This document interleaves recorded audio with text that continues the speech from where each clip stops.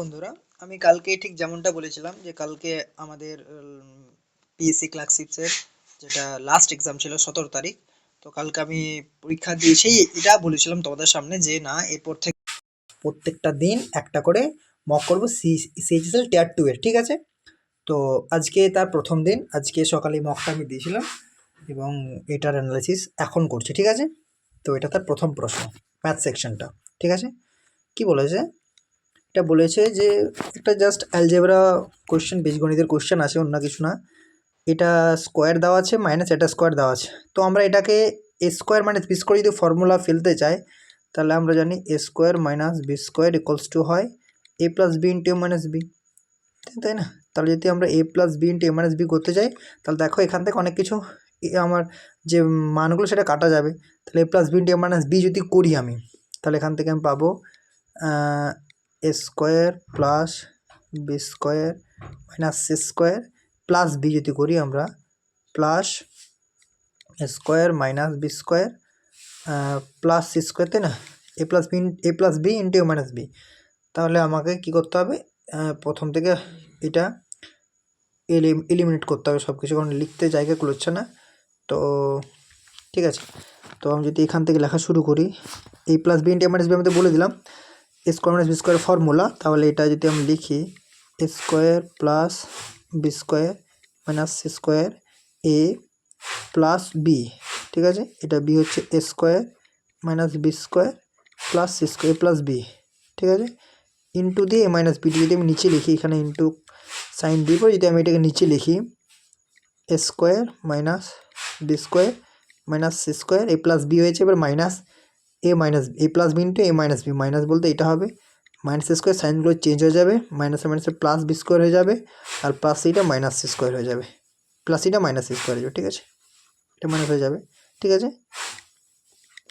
আর নিচে আমার ডিভাইডেড আকার যেটা ছিল সেটা হয়ে যাবে, বি স্কোয়ার মানে সি স্কোয়ার ছিল, তো বি স্কোয়ার মানে সি স্কোয়ার হয়ে যাবে, ঠিক আছে? এরপর ক্যান্সেল আউট কোনটা কোনটা হচ্ছে দেখে নাও, ঠিক আছে? এটা প্লাস বি স্কোয়ার, ঠিক আছে? তাহলে minus B square plus B square cancel out হচ্ছে, এখান থেকে plus C square minus C square cancel out হচ্ছে, এখান থেকে থাকছে টু এ স্কোয়ার থাকছে। এবারে এটা কি থাকছে? ঠিক আছে, এখান থেকে দেখো এটা এ plus B into A minus B ছিল, তাহলে এটা এই বিটা প্লাস হবে, কারণ এখানে প্লাস ছিল, তাই না? এটা প্লাস ছিল।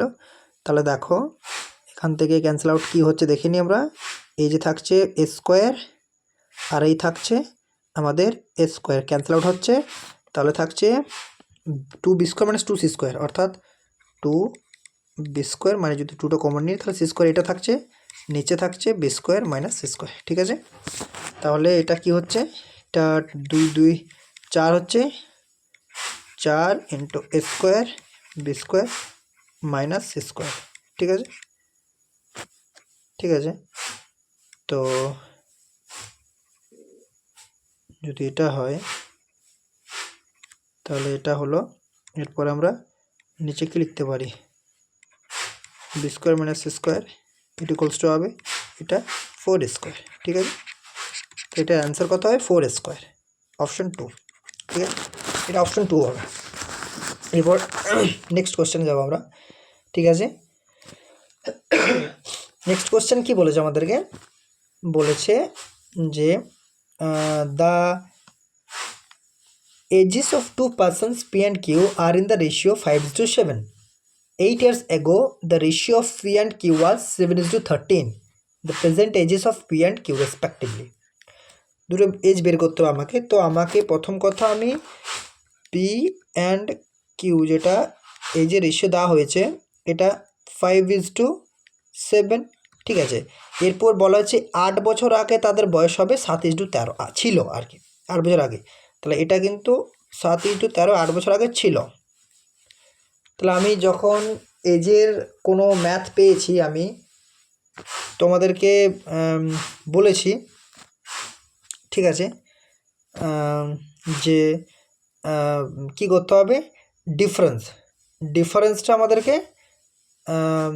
দেখতে হবে। অর্থাৎ এই যে 5 থেকে 7-এর ডিফারেন্স 2, 7 থেকে 13 ডিফারেন্স 6, তাহলে কি হবে?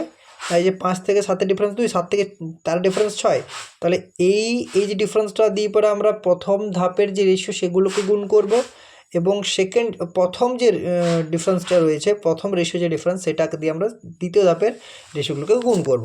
তাহলে প্রথম রেশিও দুটো ডিফারেন্স 2, ঠিক আছে, এটা দিয়ে দ্বিতীয় ধাপের রেশিওগুলোকে গুণ যদি করি আমরা, তার প্রথম ধাপেরগুলোকে গুণ করব কীভাবে, সেটাকে আবার দ্বিতীয় ধাপের যে রেশিও তাদের পার্থক্য, তাহলে এদের পার্থক্য 6, তাহলে প্রথম ধাপের রেশিওগুলোকে 6 দ্বারা গুণ করব, তাহলে এটা হবে কত, এটা সেকেন্ড স্টেপ যদি বলি এটা আমরা, তাহলে এটা 30 রেশিও, ঠিক আছে, 42, তাই না?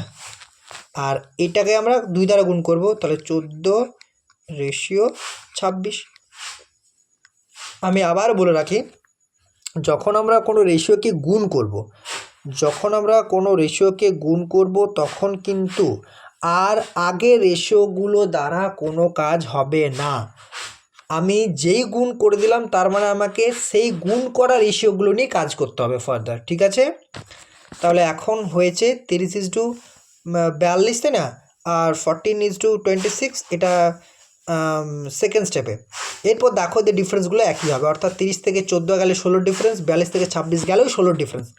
তাহলে এই যে বলা হয়েছে যে 16 যে রেশিও, সেই 16 রেশিওর ভ্যালুটাই কি 8 বছর নয়? কারণ এটা কি বলেছে, এটা বর্তমানে এটা 8 বছর আগে, তাহলে যে 16 রেশিও ভ্যালুটা 8 বছর, তাহলে এক রেশিওর ভ্যালুটাই কি হাফ বছর নয়, হাফ নয়? তাহলে কি চেয়েছে, প্রেজেন্টেজে রেসপেক্টিভলি দুটোর মান প্রেজেন্টেজ। তাহলে পি এর মান যদি 30 হয় আর কিউ এর মান যদি 42 হয় রেশিওতে, তাহলে আমার বছরে কত হবে, কারণ এক রেশিও বললো হাফ, তাহলে 30 রেশিওর ভ্যালু 15 হয়ে যাবে। তাহলে পি আর কিউ এর যেটা বয়স হয়ে যাবে কত, 15, আর 42-এর হাফ কত হয়ে যাবে, 21, তাই না? পি এর যে বর্তমান রেশিও 30 রেশিও, কিউ এর বর্তমান রেশিও 42 রেশিও, এক রেশিওর ভ্যালু হাফ বছর, তাহলে 30-এর হাফ 15 বছর হয়ে যাবে, 42-এর হাফ 12 বছর হয়ে যাবে, তাই না? 21 বছর হয়ে যাবে, 42-এর হাফ 21 বছর, তাহলে অপশন এ এটা আমাদের উত্তর। পরের প্রশ্ন, ঠিক আছে? আচ্ছা, তোমরা যদি চাও আমি ভাষাটা চেঞ্জও করে দিতে পারি, ঠিক আছে? এটা বাংলা ভাষায় করে নিই, ঠিক আছে? কি বলেছে, একজন ব্যবসায়ী 30% লাভে একটি বস্তুকে বিক্রি করেন। তিনি যদি এই বস্তুটিকে 352 টাকা কম মূল্যে বিক্রি করতেন তবে তিনি কেবল 20% লাভ করতেন। বস্তুটির ক্রয় মূল্য কত, কেবল 20% লাভ করতেন, ঠিক আছে? তাহলে আমরা দেখতে পারি দুটো বিক্রয়মূল্যের পার্থক্য এটা দেওয়া হয়েছে, আর এইখানে বলা হয়েছে 30% লাভ করে, আমার ক্রয়মূল্য তো কনস্ট্যান্ট। একটা জিনিসের জন্য আমি যেটাই কিনবো সেটার জন্য কিন্তু ক্রয়মূল্যটা কনস্ট্যান্ট, ক্রয়মূল্যটা ধ্রুবক, ক্রয়মূল্য কোনো চেঞ্জ হবে না। আমি যখন করছি না, হ্যাঁ আমি করলে করতে পারি, কিন্তু এখানে কোনো কিছু চেঞ্জ করেনি মানে ক্রয়মূল্যটা কনস্ট্যান্ট, হ্যাঁ কি না? তাহলে ক্রয়মূল্য আমি 100 ধরে নিলাম, ক্রয়মূল্য যেটা আছে ক্রয়মূল্য সেটা তো আমি 100 ধরতেই পারি, তাই না? 100 টাকা বা 100 রেশিও ধরে নিলাম, তাহলে 30% লাভ হয়। তাহলে প্রথম যেটা SP1, যেটা SP1 প্রথমবারের SP কত হবে, তাহলে 130, এটা রেশিও তো সব হবে, কিন্তু দ্বিতীয়বারে SP কত, কেবল 20% লাভ করে, তাহলে SP2 যেটা হবে সেটা নিশ্চয়ই 120 রেশিও হবে। তাহলে এই যে দুটো আমার SP ডিফারেন্স, যেটা বিক্রয়মূল্যের পার্থক্য, সেটা জানি 130 আর 120 পার্থক্য 10 রেশিও, আর 10 রেশিওর ভ্যালুটাই কি 352 টাকা বলা নেই? এখানে তোমাকে বলা হয়েছে যে তিনি এই বস্তুটাকে 352 টাকা কম মূল্যে বিক্রি করতেন, তার মানে দুটো বিক্রয়মূল্যের পার্থক্য নেই 352 টাকা।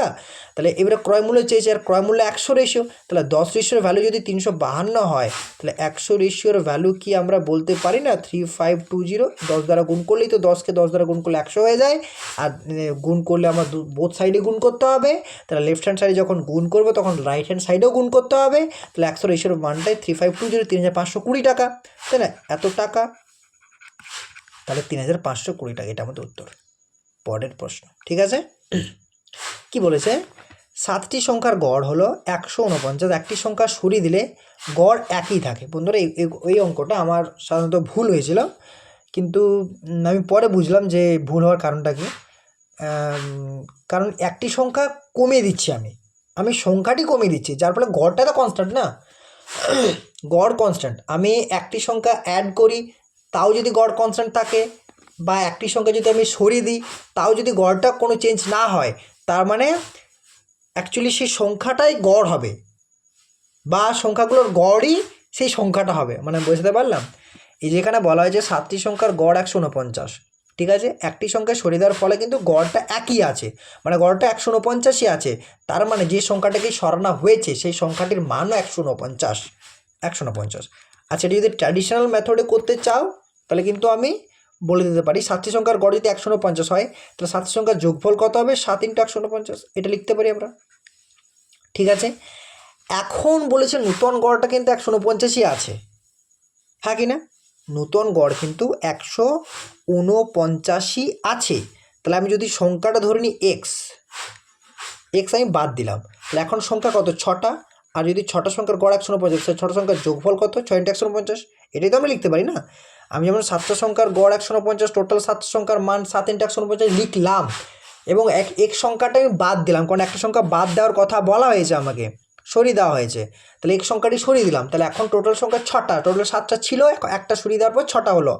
তাহলে এখন গড় কত হবে, গড় 149, 6টা সংখ্যারই, তাহলে টোটাল 6 × 149, এবং এদের দুটো টোটাল সমান হবে নিশ্চয়ই। তাহলে আমরা বলতে পারি x সমান 7 × 149 মাইনাস 6 × 149, এটা বলতেই পারি আমরা। তাহলে দেখো 149 যদি আমরা কমন নিই তাহলে 7 - 6 আসছে, তাহলে 149 × 1 আসছে, দেখুন 149, ঠিক আছে। তাহলে 149, অর্থাৎ যে সংখ্যাটা আমি বাদ দিয়েছি না সেই সংখ্যাটা হচ্ছে 149, 149। এটা ট্র্যাডিশনাল ওয়েতে করলাম, আর ওটা তো আমরা মুখে মুখে করে নিলাম। নেক্সট কোয়েশ্চেন কি বলেছে, 1800 টাকাকে এ এবং বির মধ্যে যথাক্রমে 2:3 অনুপাতে ভাগ করা হয়েছে, এর ভাগ কত। ঠিক আছে, 1800 টাকা অনুপাত হচ্ছে 2:3, তার টোটাল অনুপাত 5 রেশিও না, তাহলে 5 রেশিওর ভ্যালু না আমাদের 1800 টাকা হবে, তাহলে আমাদের 1 রেশিওর ভ্যালু কত হবে, 360 টাকা হবে। এবার চেয়েছে কি না এর ভাগ কত, এর ভাগ কত 2 রেশিও, তাহলে 2 রেশিওর ভাগটা কত হবে, 360 × 2, তাই না, তাহলে 720 টাকা, তাহলে এটাই হবে আমার এর ভাগ, 720 টাকা। ঠিক আছে, পরের প্রশ্ন,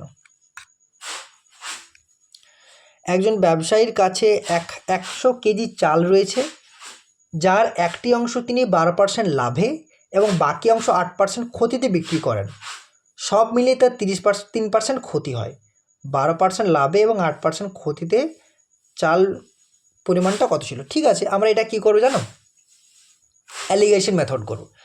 যদি আমরা এটাকে ট্র্যাডিশনাল মেথডে করতে চাই তাহলে কিন্তু টাইম টেকিং হবে, সময় লাগবে, কিন্তু পরীক্ষার হলে আমি তো বারবার বলি যে আমাদের যেটা করার ছিল, যেটা আমাদের প্র্যাকটিস করার ছিল অলরেডি করে নিয়েছি, এরপর আমরা শুধু পরীক্ষার জন্য খাটবো। ঠিক আছে, এবং পরীক্ষার জন্য খাটবো বলতে শুধু আমরা ইমপ্লিমেন্ট করবো, ওখানে এক্সিকিউট করবো। তো সেই এক্সিকিউশনটা এখান থেকে আমরা জানবো, এখান থেকে শিখবো কীভাবে না অ্যালিগেশন করব। এবং অ্যালিগেশন সবাই জানে, যদি নাও জানো আমি বলে দিই। কি বলেছে যে 12% লাভ, তাহলে আমরা 12% লাভের জন্য প্লাস সাইনটা নিলাম, তারপর 8% ক্ষতি, 8% ক্ষতির জন্য মাইনাস সাইনটা নিলাম, আর আমরা দুটোর মাঝে একটা মান পাবো যেটা 3% ক্ষতি। এবং দেখো তোমরা দুটোর মাঝে মান পেলাম, এই -3টা -8-এর থেকে বড় কিন্তু 12 থেকে কম, এবং সব সময়তে অ্যালিগেশন তখনই সম্ভব। আমি আরেকটা কথা বলে রাখি, অ্যালিগেশন তখনই সম্ভব যখন আমরা কোনো একটা মান দুটো মানের মধ্যে পাবো, দুটো মানের মধ্যে লাই করবে যখন কোন থার্ড মানটা, তখনই অ্যালিগেশন সম্ভব, তারা কিন্তু অ্যালিগেশন সম্ভব না। ঠিক আছে, যেমন ধরো প্রথমটা বলা হয়েছিল 12% লাভ +12, দ্বিতীয়টা বলা হয়েছিল 8% ক্ষতি -8, তারপর ওভারঅলটা বলা হয়েছিল 3% ক্ষতি -3। এই এখন কিন্তু অ্যালিগেশন সম্ভব, যদি কথার মানে বলছি আমি, এটা হয়ে যেত 13, তাহলে কিন্তু ওটা 12 থেকেও বড়, -8 থেকেও বড়, তাহলে কিন্তু অ্যালিগেশন সম্ভব হতো না। এটা দুটো মানের মধ্যে লাই করবে সব সময়তে। ঠিক আছে, এরপর ডিফারেন্স নেবো আমরা। তো এখানে যেহেতু 12 বড়, তাহলে 12 থেকে যদি আমরা 3 বাদ দিই তাহলে -3 মানে 15 হয়ে যাবে এটা। তাহলে আমরা এখান থেকে এই মানটা কিন্তু এই ধারে লিখবো। ঠিক আছে, অ্যালিগেশন নিয়ম এটাই, আর এই ধারের মানটা এখানে লিখবো। আর যদি এই দুটোকে মাইনাস করি তাহলে দেখো এটা বড়, তাহলে -3 -8, তাহলে এটা +8 হয়েছে, তাহলে +8 -3 5 হয়ে যাবে। আমি বোঝাতে পারলাম? দেখো এইখানে বড় 12 ছিল, তাহলে 12 থেকে মাইনাস হবে 12 -3 মানে প্লাস হয়ে যাচ্ছে 15। এইখানে কিন্তু এই দুটো মানের মধ্যে প্রথম আমরা এটা থেকে এটা মাইনাস করলাম, এটা পেলাম, তারপর আমরা এইটার থেকে এটা মাইনাস করব। কেন করব? প্রথম আমরা এটার থেকে এটাকে মাইনাস করলাম, এটার থেকে এটাকে মাইনাস করলাম। ঠিক আছে, কারণ কি এটা বড় আর এটা ছোট -3, তাহলে এটার থেকে এটা মাইনাস করে আমরা 15 পেলাম। ঠিক আছে। তারপর যেহেতু -8 থেকে -3 বড়, তারপর আমরা -3 থেকে -8কে বিয়োগ দেবো, তাহলে 5 পাবো আমরা। ঠিক আছে, 5 পেলাম। এরপর দুটোর মধ্যে রেশিও কত দাঁড়ালো? 5 1:3 দাঁড়ালো। এগুলো রেশিও পাবো, আলটিমেটে গিয়ে পাবো রেশিও পাবো। ঠিক আছে, 1:3 পাবো। এবং এই রেশিওটা কোন রেশিও? না, এই যে টোটাল পরিমাণ ছিল 100 কেজি, এই রেশিও দাঁড়ালো। অর্থাৎ আমি 12% লাভে 1 রেশিও বিক্রি করেছি, তো 8% ক্ষতিতে 3 রেশিও বিক্রি করেছি। টোটাল আমি 4 রেশিও বিক্রি করেছি।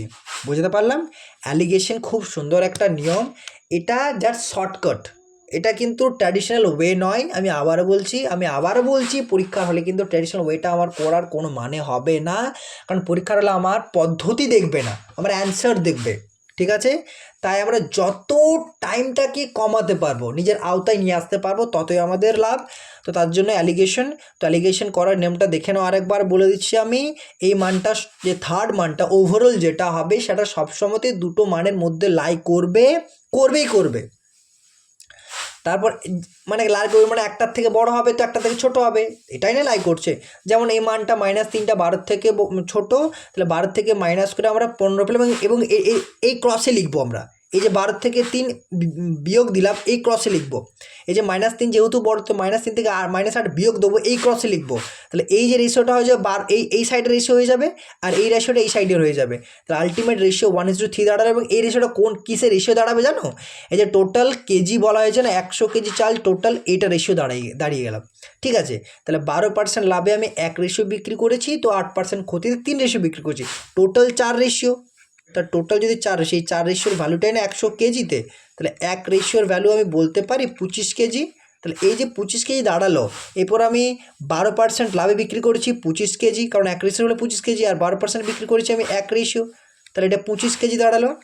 ঠিক আছে, আর 8% ক্ষতি দিয়ে বিক্রি করছে 3 রেশিও, তাহলে যদি 1 রেশিও হলে 25 হয়, 3 রেশিও হলে 75 হবে।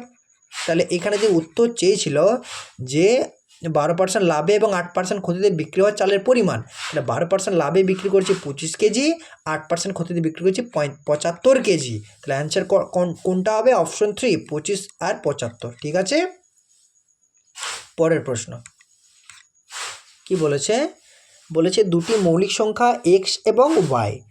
এবারে বলা আছে, কন্ডিশন দেওয়া আছে এক্সটা ওয়াই থেকে বড় হবে, এর লসাগু দেওয়া হয়েছে 161, তাহলে 3y - x এর মান কত? ঠিক আছে, দুটি মৌলিক সংখ্যা, যদি দুটি মৌলিক সংখ্যা হয়, ঠিক আছে, তাহলে আমরা এটা মান কত পেতে পারি? দেখো, 161কে যদি আমরা ফ্যাক্টরাইজ করি, দুটো মৌলিক সংখ্যা পাবো, কারণ এখানে বলা হয়েছে দুটি মৌলিক সংখ্যার গুণ বলা হয়েছে। ঠিক আছে, সরি, দুটি মৌলিক সংখ্যা লসাগু বলা হয়েছে, আমি ভুল বললাম, দুটি মৌলিক সংখ্যা লসাগু। তো পরের কথাটা এটাই হবে যে দুটি মৌলিক সংখ্যার লসাগু সেই সংখ্যা দুটির গুণই হবে। বুঝতে পারলাম? দুটি মৌলিক সংখ্যার যেটা লসাগু হয়, সংখ্যা দুটির গুণই হয়। তাহলে 161 কোন সংখ্যা দুটির গুণ হবে? দেখো, 161 কোন সংখ্যা দুটির গুণ হচ্ছে,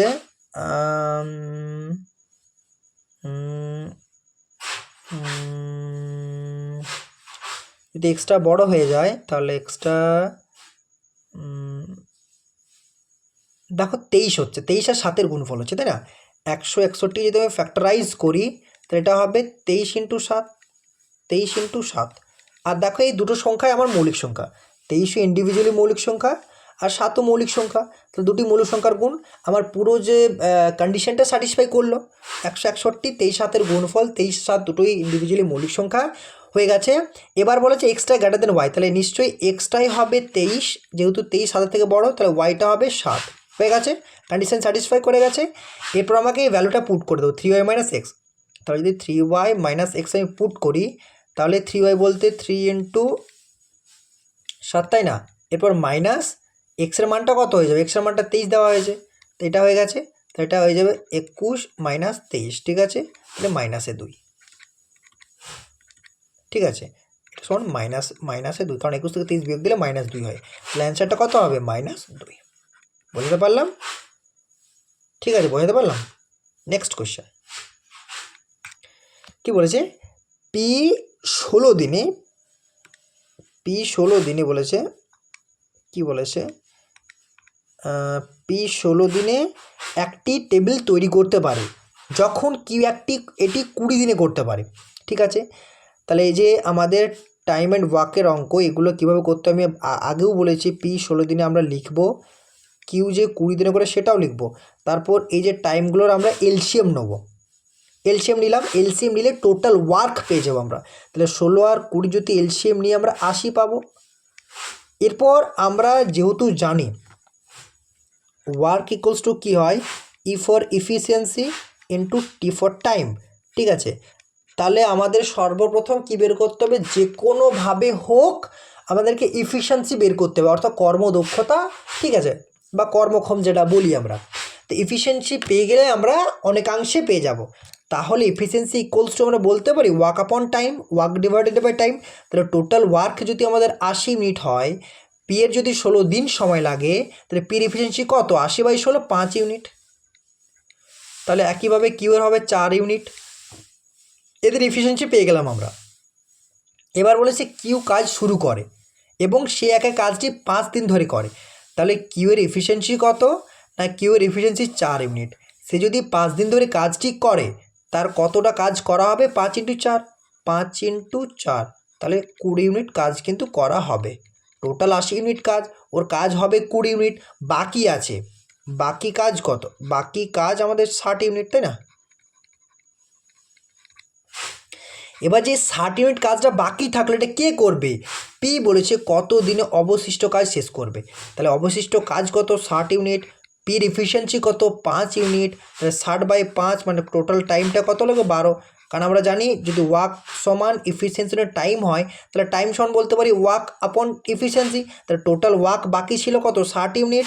পি এর এফিসিয়েন্সি কত, 5 ইউনিট। তাহলে 60/5 12 ইউনিট। তাহলে এই যে 12 ইউনিট রয়ে গেল, 12 দিন রয়ে গেল, এটা হচ্ছে আমাদের পি এর অবশিষ্ট কাজ করতে সময় লাগবে, অর্থাৎ অ্যান্সার 2। ঠিক আছে, পরের প্রশ্ন, এটা 12 দিন হবে। ঠিক আছে, পরের প্রশ্ন কি বলেছে,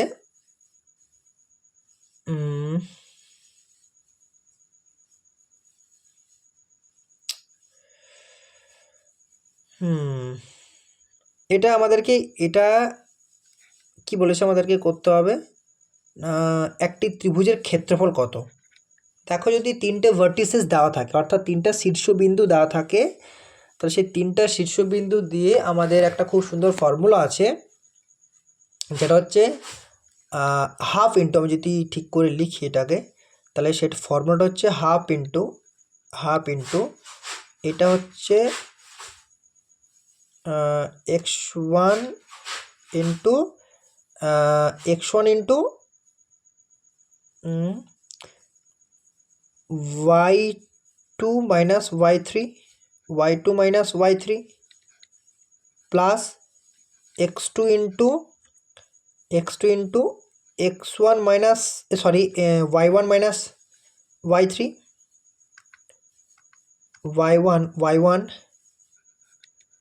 y1 minus y3 plus x3 into y1 minus y2।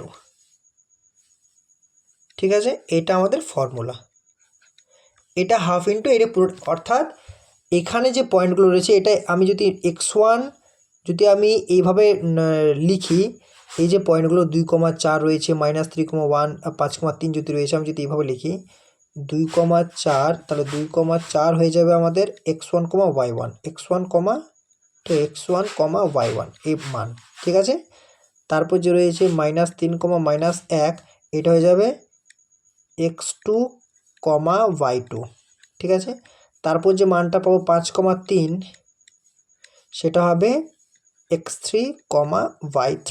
ঠিক আছে, তিনটা আমাদের মানে কি বলবো, যে স্থানাঙ্ক বিন্দু যেটা বলা হয়। ঠিক আছে, কোঅর্ডিনেশন পয়েন্ট। ঠিক আছে, এরপর আমরা যদি মানগুলো আমরা জাস্ট বসিয়ে দিই হাফ ইন্টু, ঠিক আছে, এরপর যদি আমরা মানগুলো জাস্ট বসিয়ে দিই, x1 এর মানটা কত, 2। ঠিক আছে, তাহলে 2 ইন্টু y2 মাইনাস y3, তাই না? তাহলে যদি y2 মাইনাস y3 হয়, y2 মাইনাস y3, y2 বলতে কোনটা, -1। ঠিক আছে, আর y3 বলতে 3, তাহলে -1, ঠিক আছে, -3, -1 -3, ঠিক আছে, প্লাস x2 বলতে কত পাবো আমরা, -3, তাহলে -3টা ব্র্যাকেটে নিলাম মাইনাস যেহেতু, এবার ইন্টু দেওয়া হয়েছে y1 - y3, তাহলে y1 কত, এখানে 4, y1 4 মাইনাস y3 কত 3। এরপর আরেকটা দেওয়া হয়েছিল কি না x3 বলতে কত, x3 বলতে 3 ইন্টু y1 - y2, তাহলে y1 বলতে কত 4 না, তাহলে 4 মাইনাস y2 বলতে কত -1, তাহলে -1 +1 হয়ে যাবে, তাই না, কারণ 4 মাইনাস আমি যখন -1 করবো তাহলে +1 হয়ে যাবে, তাহলে +1। এরপর যদি আমরা ক্যালকুলেশন করি, এটা যদি হাফটা বাইরে আমি রেখেই দিই, ঠিক আছে, তারপর যদি আমরা এটা করি -1 -3 -4 -4 × 2 -8, ঠিক আছে, এটা হয়ে যাবে কত 4 - 3 1, 1 × -3 -3, তাহলে এটা প্লাস থাকার কোনো মানে হয় না, আর এটা 4 + 1 5, 5, এটা প্লাস, এটা মাঝে প্লাস ছিল কিন্তু, ঠিক আছে, এটা মাঝে প্লাস ছিল, তাহলে 4 + 1 5, 5 + 3 15, 5 × 3 15, তাহলে হাফ, এটা কত -8 -3 -11,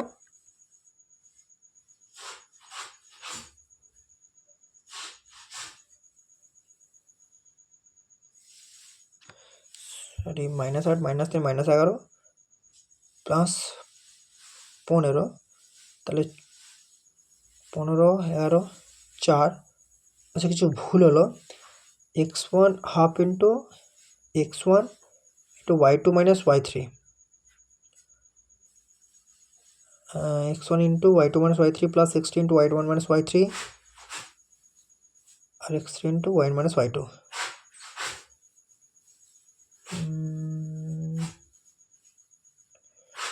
তাহলে কত হয়েছে আমাদের 2, আমাদের x1 বলেছে 2 ইন্টু y2 y3, তাহলে y2 কত বলেছিল, y2 -1, তাহলে -1 -1 মাইনাস y3 কত, y3 3 হয়ে গেছে, প্লাস এরপর আমাদের x2 কত, x2 তো আমাদের ছিল -3, আর y1 - y3, y1 কত না y1 4, তাই না, y1 4, তাহলে মাইনাস y3 কত ছিল, y3 ছিল 3, তাই না, y3 3 ছিল, তাহলে 3, এরপর প্লাস 3, আমাদের এখন x3 ছিল, x3 তো আমাদের 3ই ছিল, x3 5 ছিল, আচ্ছা এই জায়গাটা ভুল হয়েছে, x3 5 ছিল, তাই না, x3 5 ছিল, এই জায়গাটা ভুল হয়েছে, এই জায়গাটা x3 5 ছিল, এই জায়গাটা ভুল হয়েছে, দেখো তোমরা এই জায়গাটা ভুল হয়েছে, তাহলে x3 5 ছিল, তাহলে এটা 3 হবে না, এটা 5 হবে, এটা 5 হবে, ঠিক আছে, এটা 5, এটা 5 হবে, এটা 3 হবে না, এটা 5 হবে, এটা 5 হবে, ঠিক আছে, তাহলে এটা যদি 5 হয়, এটা যদি 5 হয়, এটা 5 হবে, তাহলে এখান পর্যন্ত ঠিক ছিল হাফ, এটা ছিল -4 -8, এটা ছিল 4 3 -3, এটা ছিল এটা 25 হয়ে যাবে, এটা তাহলে 25 হয়ে যাবে, এটা 25 হয়ে যাবে, তাই না, তাহলে যদি এটা 25 হয়ে যায়, তাহলে এটা কত -8 -3 -11 ঠিক ছিল, প্লাস 25,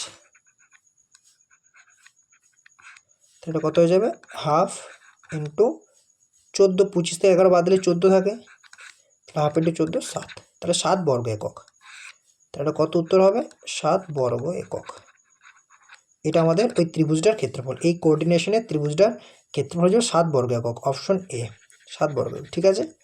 পরের প্রশ্ন দেখো, এটা সেরকম কিছু ছিল না, শুধুমাত্র এটা জানার ছিল যে যদি আমার 3টা ভার্টিসেস দেওয়া থাকে ত্রিভুজের, তাহলে সেখান থেকে আমরা ত্রিভুজটার ক্ষেত্রফল কিভাবে বের করব, কিভাবে না হাফ ইন্টু x1,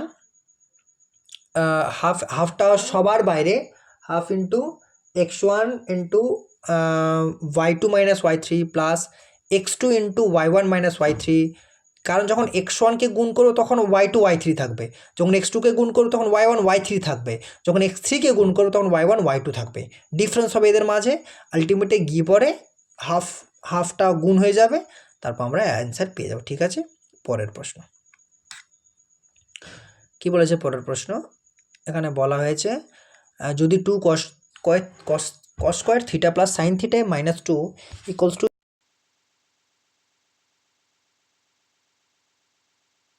এবার তবে থিটার মান নির্ণয় করো, থিটার মান কত হবে? তো এখানে সব থেকে বুদ্ধির কাজ হবে ভ্যালু পুট করা। থিটার মানটা কত? 0 তো হবে না, 30 হতে পারে, 60 হতে পারে, 45 হতে পারে, আর 90 হতে পারে, কারণ 90-এর সমান সমান বলা হয়েছে।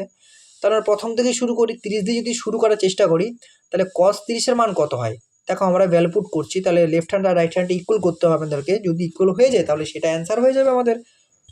তো নাহলে তো এমনিতে হেডডেল ফ্যাক্টর তো ছিলই, এটাকে কসটাকে সাইনে কনভার্ট করার পর হেডেল করতে হতো, তো সেটা ট্র্যাডিশনাল ওয়েতে হয়ে যাচ্ছে, তো সেটা টাইম টেকিং হবে, সেই জন্য আমি সেদিকে যাচ্ছি না। তোমরা যদি চাও আমি আলটিমেটে গিয়ে পরে হেডেল করে দেবো। তো এখন আপাতত দেখো থিটার মানটা যদি 30 পুট করি, তাহলে আমরা জানি কস থিটা কত? √3/2 হয়, তাহলে 2 ইন্টু কস থিটা √3/2 হয়, সেটা সকলেই জানি আমরা।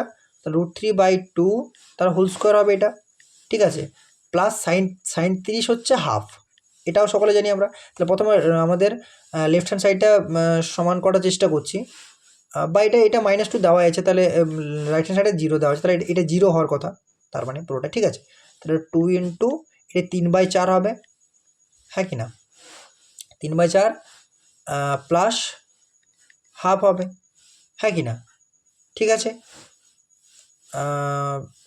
ঠিক আছে, আর এটা -2 তো অলরেডি আছে এখানে, তাহলে 2 ইন্টু 3/4 হচ্ছে 3/2 প্লাস হাফ -2, 3/2 হচ্ছে 1.5 প্লাস হাফ হচ্ছে 2, 2 - 2 এটা ইকুয়ালস টু 0। তাহলে দেখো লেফট হ্যান্ড সাইডে 0 এসেছে, রাইট হ্যান্ড সাইডে 0 দেওয়া আছে, তার মানে কন্ডিশনটা স্যাটিসফাই করছে, অর্থাৎ থিটার মানটা যদি আমরা 30 ডিগ্রি পুট করি তাহলে কিন্তু আমার ইকুয়েশনটা স্যাটিসফাই করছে, তাহলে থিটার মানটা 30 হবে, অর্থাৎ π/6। এরপর দেখো π/6, এটা তো অ্যান্সার হয়ে গেল। এটা পরীক্ষার হলে এভাবেই করবে তোমরা ভ্যালু পুট করে। এরপর তোমরা যদি বলো যে ট্র্যাডিশনাল ওয়েতে করতে হবে, তাহলে কিন্তু আমি ট্র্যাডিশনাল ওয়েটাও দেখিয়ে দিচ্ছি। দেখো কী করতে হবে, ট্র্যাডিশনাল ওয়েতে করতে হলে আমাকে দেওয়া হয়েছে 2 cos theta plus sine theta -2 equals two 0। তাহলে দেখো এখন একটা কস একটা সাইন আমি ভেবে কিছু করতে পারবো না, আমাকে পুরোটাকে হয় সাইনে নিয়ে আসতে হবে, নাহলে কসে নিয়ে আসতে হবে, ঠিক আছে। তো দেখো এটাকে যদি আমি কসে নিয়ে যেতে চাই একটু কষ্টসাধ্য হবে, কারণ সাইনটাকে কসে নিয়ে যেতে হবে আমাকে, আর যদি আমি কসটাকে সাইন নিয়ে যাই আমি নিয়ে যেতে পারবো কীভাবে না, cos থিটা ইকুয়ালস টু আমরা জানি 1 - sin থিটা, কারণ sin theta plus cos theta equals to 1 আমরা সকলেই জানি, sin square theta plus cos square theta equals to 1 সকলে জানি না। তাহলে যদি cos স্কোয়ার থিটা সমান 1 - sin স্কোয়ার থিটা আসবে, তাই না? তাহলে cos স্কোয়ার থিটার জায়গায় আমরা কি লিখতে পারি, cos স্কোয়ার থিটার জায়গায় আমরা লিখতে পারি 1 - sin স্কোয়ার থিটা, তাই এটা আমরা লিখতে পারি 2, এটা 1 - sin স্কোয়ার থিটা আমরা লিখতে পারি, ঠিক আছে, 1 - sin square theta plus sine theta এটা লিখতে পারি, -2 ইকুয়ালস টু 0 দেওয়া হয়েছে। তাহলে এখানে আমি যদি ক্যালকুলেশন করি 2 - 2 sin square theta plus sine theta -2 equals two 0, ঠিক আছে। তা দেখো 2 - 2 যদি হয় তো 2 - 2 হয়ে যাবে, ক্যান্সেল আউট হয়ে যাবে, ঠিক আছে। তাহলে এটা কী দাঁড়ালো, -2 sin square theta equals to sine theta, এটাই দাঁড়ালো, তাই না, এটা দাঁড়ালো। তাহলে যদি আমরা কোনোভাবে দেখো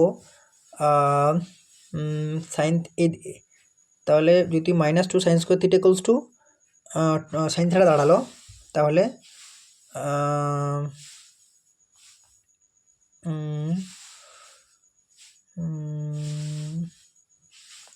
এরপর আর কি করা যায়, এরপর আর কি করা যায় না, এরপর sine square theta equals to -1/2 sine theta, তাই না, এটা তো আমরা লিখতেই পারি, sine square theta equals to half sine theta. তাহলে দেখো যদি আমরা সাইন থিটা একটা ক্যান্সেল আউট করি, কারণ সাইন থিটা এখানেও সাইন থিটা এখানেও সাইন থিটা, তাহলে কিন্তু আমরা ক্যান্সেল আউট করবো না, আমরা কি করব, কমন নেওয়ার চেষ্টা করব, মানে ক্যান্সেল আউট করবো না, এটা যদি কমন নেওয়ার চেষ্টা করি আমরা, অর্থাৎ যদি সাইনটাকে আমি এক দিকে আনার চেষ্টা করি সাইন থিটা, তাহলে দেখো এখান থেকে আমরা পাবো -2 sine square theta minus sine theta equals to 0। তাহলে দুটোর থেকে সাইন থিটা কমন পাচ্ছি আমি, ঠিক না? তাহলে যদি আর মাইনাসটা কমন পাচ্ছি, তাহলে যদি মাইনাসটা কমন নিয়ে নিই, বা এটাকে দেখো আমরা -2 sine square theta minus sine theta মানে প্লাস, কারণ দুটোই ক্যান্সেল, দুটোই মাইনাস, এটা আমরা প্লাসে পরের লাইন লিখতেই পারি। এটা প্লাস পরের লাইনে আবার এই যদি আরেকটা লাইনে আমি অ্যাড করি, তাহলে কিন্তু এটাকে আমি এভাবে লিখতে পারি 2 sine square theta plus sine theta সমান 0। কারণ মাইনাস কমন নিয়ে নিলাম, লেফট হ্যান্ড সাইড থেকে রাইট হ্যান্ড সাইড থেকে মাইনাস কমন নিয়ে আমরা প্লাস করে নিলাম। তাহলে এরপর আমরা কি কমন নেবো? সাইন থিটা কমন নেবো। তাহলে 2 sine theta plus 1 equals to 0 পাবো আমরা। সাইন থিটা যদি কমন নিই, তাহলে sine theta equals to into 2 sine theta plus 1 equals to 0। তাহলে দেখো আমরা এটা পাচ্ছি সাইন থিটা ইকুয়ালস টু 0, আর এটা পাচ্ছি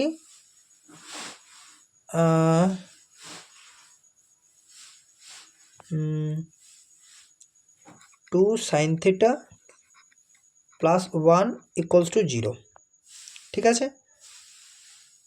তাই না? কিছু ভুল করলাম?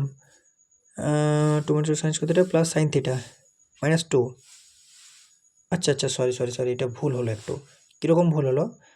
না, এটা তো প্লাস অলরেডি ছিল এই ধারে তো অলরেডি প্লাস ছিল, তাই না? এখানে তো প্লাস ছিলই, 2 × 2 sine square theta plus sine theta. তাহলে এখান থেকে যদি নিয়ে, তাহলে এদিকে যদি আমি এদিকে নিয়েও যাই, তাহলে তো আমাকে এটা মাইনাস করতে হবে। তাহলে এই লাইনটা করে লেখার কোনো প্রয়োজন ছিল না আমার, মানে এই দুটো লাইন লেখার কোনো প্রয়োজন ছিল না আমার। আচ্ছা, আমি একটু ভুল করেছি, আমি তোমাদেরকে দেখাই আমি কোন জায়গাটা ভুল হলো। এই যে এই জায়গাটা দেখো, 2 × 2 1 মাইনাস সাইন স্কোয়ার থিটা, এটা লেখার পর আমি এটা লিখলাম। এরপর তো আমার এই দুটো লাইন লেখার কোনো দরকার ছিল না, মানে এই যে এই লাইনটা লেখার কোনো দরকার ছিল না, ঠিক আছে? এখান থেকে আমি এটা লিখলাম। এরপর এই যে -2 সাইন স্কোয়ার থিটা, এটা মাইনাস ছিল, এটা তো প্লাস ছিল আমার অলরেডি, তাহলে ওই একটা লাইন লেখার কোনো দরকার ছিল না আমার। আর এটা প্লাস ছিল, ঠিক আছে? এটা প্লাস ছিল, -2 sine square theta plus sine theta, এটা প্লাস ছিল, ইকুয়ালস টু 0। তাহলে এটা হয়ে যাবে 2 সাইন স্কোয়ার থিটা, যদি মাইনাস কমন নিই তাহলে তার পরের লাইনে এটা মাইনাস হয়ে যাবে, তাই না? তাহলে এই প্লাসটা থাকবে না, এটা তো মাইনাস হয়ে যাবে না। তাহলে 2 sine square theta minus sine theta equals to 0, ঠিক আছে? তাহলে এটাও মাইনাস হয়ে যাবে, ঠিক আছে? তাহলে 2 সাইন থিটা -1 × 1, তাহলে এটা মাইনাস হয়ে যাবে। তাহলে 2 সাইন থিটা -1 ইকুয়ালস টু 0। তাহলে আমরা দেখো দুটো ইকুয়েশন পেলাম, সাইন থিটা ইকুয়ালস টু 0, তাহলে থিটা ইকুয়ালস টু 0, কিন্তু থিটা 0 হতে পারে না, কারণ কি? কারণ থিটা মানটা 0 থেকে বড়, এখানেই বলা হয়েছে, ঠিক আছে?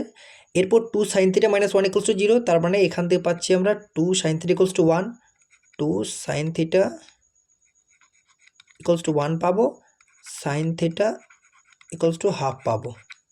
তাহলে থিটা ইকুয়ালস টু কত পাবো? 30 ডিগ্রি, তাই না? থিটা ইকুয়ালস 30 ডিগ্রি, তার থিটা মানটা 30। আমি তো প্রথমে এটাই বলেছিলাম, তো এই জায়গাটা একটু আমার ক্যালকুলেশনে ভুল হয়েছিল, ঠিক আছে? তোমরা দেখি নাও। এরপর নেক্সট কোয়েশ্চেন কী বলেছে? নেক্সট কোয়েশ্চেন কী বলেছে? একটি গাড়ি 24 মিনিটে 18 কিলোমিটার দূরত্ব অতিক্রম করতে পারে, বাসের গতি গাড়ির চেয়ে দ্বিগুণ, ঠিক আছে?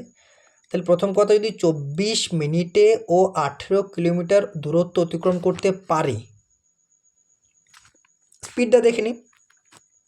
তাহলে কিলোমিটার পার যদি আওয়ার স্পিড করি, এর 18 কিলোমিটার যায় 24 মিনিটে, তাহলে 60 মিনিটে কতটা যাবে? মানে ঠিক আছে, তাহলে 60 মিনিটে বলতে মানে 1 ঘন্টায় হবে, তাহলে 60 মিনিটে বলতে, বা যদি 24 মিনিট পার মানে মিনিটটাকে যদি আওয়ারে করি, তাহলে 24/60 করতে হবে, 18/24/60, 60টা উপরে গেলে গুণ হয়ে যাবে। তাহলে এইটা হয়ে গেল আমার স্পিড। কার স্পিড? গাড়িটার স্পিড, ঠিক আছে? যদি ক্যালকুলেশন করি 6×3, এটা সমান দাঁড়াবে 6×3 6×4 4×5 45 কিলোমিটার পার আওয়ার দাঁড়াবে, 45 কিলোমিটার পার আওয়ার, ঠিক আছে? দাঁড়ালো। এরপর বলা হচ্ছে বাসের গতি গাড়ির চেয়ে দ্বিগুণ। তাহলে যদি বাসের গতি হয় 45 কিলোমিটার পার আওয়ার, সরি, গাড়ির গতিবেগ হয় 45 কিলোমিটার পার আওয়ার, তাহলে বাসের গতিবেগটা কত হবে? বাসের গতিটা কত হবে? 45 × 2 equals to 90 kilometre per hour, তাই না? 90 কিলোমিটার পার আওয়ার দাঁড়াবে, হয়ে গেছে। এরপর কি বলেছে 135 কিলোমিটার দূরত্ব বাসটি কত মিনিটে যাবে। ঠিক আছে, তাহলে টোটাল দূরত্ব 135 কিলোমিটার, বাসটার গতিবেগ 90 কিলোমিটার পার আওয়ার। তাহলে টাইম পেয়ে যাবো, কারণ আমরা জানি distance equals to speed into time হয়, তাই না? তাহলে আমাদের টাইম সমান কী হবে, ডিস্টেন্স বাটা স্পিড হবে। টাইম সমান ডিস্টেন্স বাই স্পিড হবে। তাহলে total distance 135 kilometre, speed 90 kilometre. তাহলে আমাদের টাইম পেয়ে যাবো, টাইম হচ্ছে 1.5 আওয়ার। আর 1.5 আওয়ার ইকুয়ালস টু আমি 90 মিনিট বলতে পারি, কারণ উত্তর আমার মিনিটে দেওয়া হয়েছে যেহেতু। তাহলে এটা আমরা মিনিটে যদি করতে যাই 1.5 ঘন্টা সময় 90 মিনিট তো বলতেই পারি। তাহলে অপশন এ। ঠিক আছে, নেক্সট কোয়েশ্চেন কী বলেছে, পরের প্রশ্ন। একটি আইফোনের ধার্য মূল্য বলা হয়েছে 1 লাখ টাকা। ঠিক আছে, ধারাবাহিক ছাড়গুলি হলো কত, 20% দেওয়া হয়েছে, 10%, 5% দেওয়া হয়েছে। বিক্রয় মূল্য কত? আমাকে সাকসেসিভ ডিসকাউন্ট বের করতে হবে। তাহলে তো যদি সাকসেসিভ ডিসকাউন্ট বের করতে চাই আমি, ঠিক আছে, সাকসেসিভ ডিসকাউন্ট বের করতে হবে আমাকে। তো সাকসেসিভ ডিসকাউন্ট কীভাবে বের করবো না, 20%-এর ফ্র্যাকশন ভ্যালু সকলেই জানি 1/5 হয়। 20%-এ যেটা ফ্র্যাকশন ভ্যালু হয়, আমি আবার লিখে দিচ্ছি, 20%-এর ফ্র্যাকশন ভ্যালু 1/5 হয়। ঠিক আছে, 1/5। 10%-এর ফ্র্যাকশন ভ্যালু হয় 1/10। 5%-এর ফ্র্যাকশন ভ্যালু হয় 1/20। প্রত্যেকেই জানি। আর যদি না জানি আমি আবার লিখে দিলাম, কারণ 20% বলতে 20/100, সেখান থেকে 1/5 পাই, 10/100 1/10 পাই, 5/100 1/20 পাই। দেখো এরপর কি বলেছে, আইফোনের ধারাবাহিক ছাড় বলেছে, মানে নিচেরটাকে আমরা কি ধরি, যেহেতু ছাড় কার ওপর নেওয়া হয়, এমআরপির ওপরে নেওয়া হয়। ঠিক আছে, তার মানে এই যে রেশিওগুলো বেরোলো না, এটা হচ্ছে ডিসকাউন্ট আর এমআরপির রেশিও, ডি ফর ডিসকাউন্ট আর এমআরপির রেশিও বেরোলো এগুলো। ঠিক আছে, এগুলো কিসের রেশিও বেরোলো, ডিসকাউন্ট আর এমআরপি রেশিও বার হলো। ঠিক আছে, এগুলো ডিসকাউন্ট আর এমআরপি রেশিও বার হলো। ঠিক আছে, তার মানে যদি প্রথমবারে ডিসকাউন্ট 5 ছিল, এমআরপি 5 ছিল, তাহলে 1 ডিসকাউন্ট মানে বিক্রয় মূল্য কত, 4, তাহলে 5 থেকে 4। তার পরের বারে যদি 10 আমার ধার্য মূল্য ছিল, 1 ডিসকাউন্ট ছিল, তাহলে বিক্রয় মূল্য কত ছিল, 10 থেকে 9। তারপরের বারে যদি আমার ধার্য মূল্য 20 ছিল, ডিসকাউন্ট কত ছিল 1, তার মানে বিক্রয় মূল্য কত ছিল 19। বুঝতে পারলাম। এরপর এটা টোটাল বেরোবে কত, এমআরপি বেরোবে, এমআরপি বার হবে, আর এটা এসপি বার হবে। তাহলে এমআরপি কত হবে, এটা 1000 বার হবে, তাই না? ঠিক আছে, আর এটা কত বার হবে, 161, 4 4 464। ঠিক আছে, 6 4 4। ঠিক আছে, কিছু ভুল বললাম, 68, 6 8 4 হবে, ভুল বললাম, 171 হতো, তো এটা 6 8 4 হবে, 6 4 4 নয়, 6 8 4, এটা 8 হবে, এই মাঝেটা 8 হবে। ঠিক আছে, এটা যদি 8 হয়, গুণফলটা একটু ভুল হলো, এটা 9 ছিল, তাই না? তো এটা 9, এটা 19, এটা 4, তাহলে 684 হবে। তাহলে 1000 আর 684, মানে 1000 যদি আমাদের ধার্য মূল্য হয়, 684 বিক্রয় মূল্য, তাহলে আইফোনের বিক্রয় মূল্য নির্ণয় করো। তো অ্যাকচুয়ালিতে কি আমার 1000 ধার্য মূল্য, না 1 লাখ ধার্য মূল্য। তাহলে এই যে রেশিওতে বার হলো, মানে এই যে 1000, এইটার রেশিওটাই না বলা হয়েছে 1 লাখ, তাই না? হ্যাঁ কি না, তাই না? 1 লাখ বলা হয়েছে। তাহলে 1-এর ভ্যালু কত, 1 রেশিওর ভ্যালু কত পাবো আমরা, 1 রেশিওর ভ্যালু পাবো 10 100 পাবো, 100 পাবো। তাহলে 684, এই যে রেশিওটা, এটাই আমার বিক্রয় মূল্য, তাহলে এটার ভ্যালু কত পাবো, 684 ইন্টু 100 সমান কত দাঁড়াবে, 684,000। ঠিক আছে, অপশন এ। পরের প্রশ্ন কি বলা হয়েছে, একটি লম্ব বৃত্তাকার শঙ্কুর ভূমির ক্ষেত্রফল যদি 81 পাই সেমি স্কোয়ার হয়, লম্ব বৃত্তাকার শঙ্কু ভূমির ক্ষেত্রফল, এবং এর উচ্চতা যদি 18 সেমি হয়, তাহলে তির্যক উচ্চতা কত? ঠিক আছে, আমরা জানি তির্যক উচ্চতাকে এল দ্বারা ডিনোট করে, যেটা লেটেন্ট হাইট বলা হয়। ঠিক আছে, লেটেন্ট হাইট। ঠিক আছে, তাহলে একটি লম্ব বৃত্তাকার শঙ্কুর ভূমির ক্ষেত্রফল বলা, আমরা জানি কত, কারণ ভূমির ক্ষেত্রফল হয় পাই আর স্কোয়ার হয়, পাই আর স্কোয়ার। তাহলে পাই আর স্কোয়ারের ভ্যালু কি 81 পাই দেওয়া নেই? আমরা তো সকলেই জানি যে একটা লম্ব বৃত্তাকার শঙ্কু তার যে ভূমির ক্ষেত্রফল হয় পাই আর স্কোয়ার হয়, তাহলে পাই আর স্কোয়ারের ভ্যালুটাই দেওয়া হয়েছে 81 পাই। তাহলে এখান থেকে আমরা পাই ক্যান্সেল আউট করার পর আর স্কোয়ারে 81, তাহলে আর সমান আমরা 9 সেমি পেয়ে যাব। তাহলে আমরা কি পেয়ে গেলাম, ব্যাসার্ধ পেয়ে গেলাম, ভূমির ব্যাসার্ধ 9 সেমি এবং উচ্চতা দেওয়া হয়েছে 18 সেমি। আর তির্যক উচ্চতা এল ফর কী হয়, এল ফর হয় √এইচ স্কোয়ার যেটা হাইট প্লাস আর স্কোয়ার যেটা আমাদের ব্যাসার্ধ। ঠিক আছে, তাহলে এইচ অর্থাৎ হাইটটা কত দেওয়া হয়েছে 18, তাহলে √18 স্কোয়ার প্লাস কী হবে আর অর্থাৎ আর এর মানটা কত 9, অর্থাৎ 9 স্কোয়ার। ঠিক আছে, তাহলে 18 স্কোয়ার বলতে 324, 318 স্কোয়ার 324 আর 9 বলতে 81। ঠিক আছে, তাহলে কত হবে 405 হবে না, √405। যদি √405কে ফার্দার ভাঙি আমি, তাহলে এটা 81 × 5 পাবো। ঠিক আছে, তাহলে এটা 81-র জন্য আবার 9 একটা বার হবে, তাহলে 9√5, 9√5 না, অপশান 2, 9√5। এটা হচ্ছে তির্যক এল, এটা হচ্ছে এল এর মান, এটা হচ্ছে এল। ঠিক আছে, এল ফর লেটেন্ট হাইট, যেটা তির্যক উচ্চতা বলি আমরা, এত সেমি। ঠিক আছে, পরের প্রশ্ন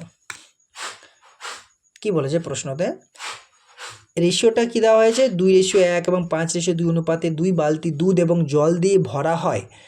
যদি এই মিশ্রণগুলি 1:4 অনুপাতে মিশ্রিত করা হয় তাহলে ফলস্বরূপ মিশ্রণে জল ও দুধের কোন অনুপাত থাকবে। প্রথম কথা, এই যে মিশ্রণের অঙ্কের জন্য আমি একবার বলে রাখি, যখন পার্টিকুলারলি আমার মেশাতে বলবে দুটো বালতিতে কিছু সামথিং রেশিও দেওয়া থাকবে, কখনো দুধ জল থাকবে, কখনো কি আরও সিরাপ থাকবে, আরও অনেক কিছু থাকতে পারে, অ্যালকোহল থাকতে পারে। তো আমি একটা কথা বলে রাখি, যখন আমি মিক্স করব তখন দুটোর যে কোয়ান্টিটি সেটা সবসময়তেই কনস্ট্যান্ট থাকবে, মানে কনস্ট্যান্ট ইন দ্য সেন্স একই থাকবে, সেম থাকবে। এখন যেমন দুটোর কোয়ান্টিটি প্রথমে 3 অনুপাত আছে, এখানে 7 অনুপাত আছে, চলবে না, চলবে না। হয় কোনোভাবে একেও 3 করতে হবে, একেও 3 করতে হবে, বা কোনোভাবে একেও 7 করতে হবে, একেও 7 করতে হবে। তাহলে সেটা করতে গেলে ভাগ করতে হবে। তো সেটা ভাগ করার থেকে আমি যদি এদের এলসিএম নিই, কারণ এলসিএমতে একটা যেটা সংখ্যা যেটা লিস্ট কাউন্ট মাল্টিপল হয় বা লসাগু যেটা বলছি আমি, সেটাই সবথেকে বড় সংখ্যা যেটা দ্বারা দুজনকে ভাগ করা যায়, মানে দুজনকে দিয়ে ভাগ করা যাবে যে সংখ্যাকে। তাহলে আমি যদি এখন প্রথম বালতিতে যদি আমি এটা প্রথম বালতির কথা লিখি, এটা যদি আমরা প্রথম বালতির কথা লিখি ফার্স্ট, ঠিক আছে, ফার্স্ট যদি বালতির কথা লিখি ফার্স্ট, এখানে কি বলেছে দুধ ও জল, দুধ এবং জল দিয়ে ভরা হয়। ঠিক আছে, দুধ ও জল, তাহলে আমরা এম ফর লিখলাম মিল্ক আর ডব্লু ফর লিখলাম ওয়াটার। ঠিক আছে, তাহলে প্রথমে মিল্ক হচ্ছে 2:, ওয়াটার হচ্ছে 1:, তারপরে যেটা এটা ফার্স্ট, তারপর যেটা সেকেন্ড সেখানে কত 1 হচ্ছে দুধ আর 4 হচ্ছে জল, হয়ে গেছে। এখন কিন্তু এরা অনুপাতে 3, এর অনুপাতে 5, হ্যাঁ কি না? তার মানে আমি এটাকে যদি 5 দ্বারা গুণ করি তাহলে এটার টোটালটা 15 হয়ে যাবে, এটাকে যদি 3 দ্বারা গুণ করি এটাকে টোটালটা আমাদের এগুলো কিন্তু গুণ করছি আমি, এগুলো কিন্তু গুণ করছি, তা টোটালটা 15 হয়ে যাবে। এরপর কিন্তু মিক্স করব, আমি বোঝাতে পারলাম? প্রথমে কি করব, আমরা দুটোর কোয়ান্টিটিটা একই করব, তারপর মিক্স করব। তাতে যাই হোক, যে রেশিও দেওয়া থাক, আমরা চেষ্টা করব দুটোর যে কোয়ান্টিটি দেওয়া আছে, পরিমাণ দেওয়া আছে, সেগুলোকে এক করব, সেম করব। তাহলে এখানে যেমন 3 ছিল, এখানে 5 ছিল, তাহলে এটাকেও সেম করতে হবে, এটাকেও সেম করতে হবে। এটা যদি আমাদের এলসিএম 15 হয়, তাহলে এটাকে আমরা 5 দিয়ে গুণ করলাম 15 হয়ে যাবে, এটাকে 3 দিয়ে গুণ করলাম 15 হয়ে যাবে। প্রথম কথা একই হয়ে গেল, এরপর মিক্স করব। এরপর বলেছে কি মিশ্রণে জল ও দুধ, এবার কিন্তু রেশিওটা উল্টে দিয়েছে, ভালো করে দেবে, এই জায়গাটা খেয়াল করবে। তো এখন আপাতত করি আমরা, তাহলে আলটিমেটে যদি গুণ করা হয় তাহলে এটা কী হবে 10:5 হবে, 5 দিয়ে গুণ করার ফলে এই যে 5 দিয়ে গুণ করছি 10:5, এটাকে 3 দিয়ে গুণ করছি 3:12। সরি ভুল বললাম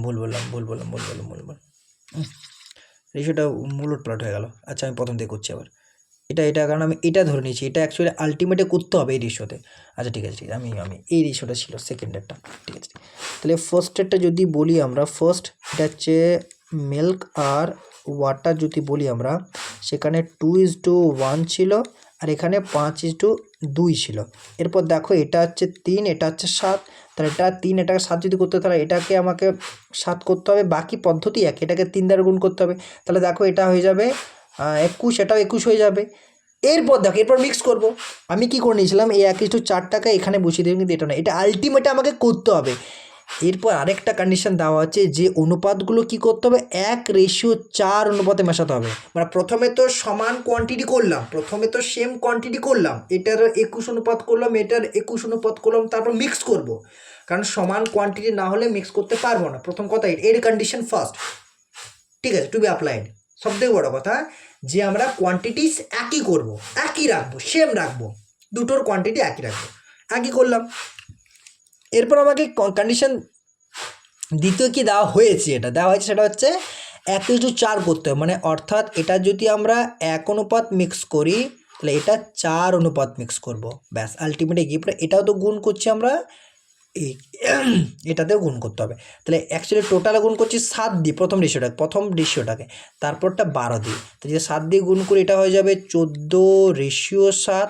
এটা যদি 12 দ্বারা গুণ করি আমরা 12×5 60:24, ঠিক আছে।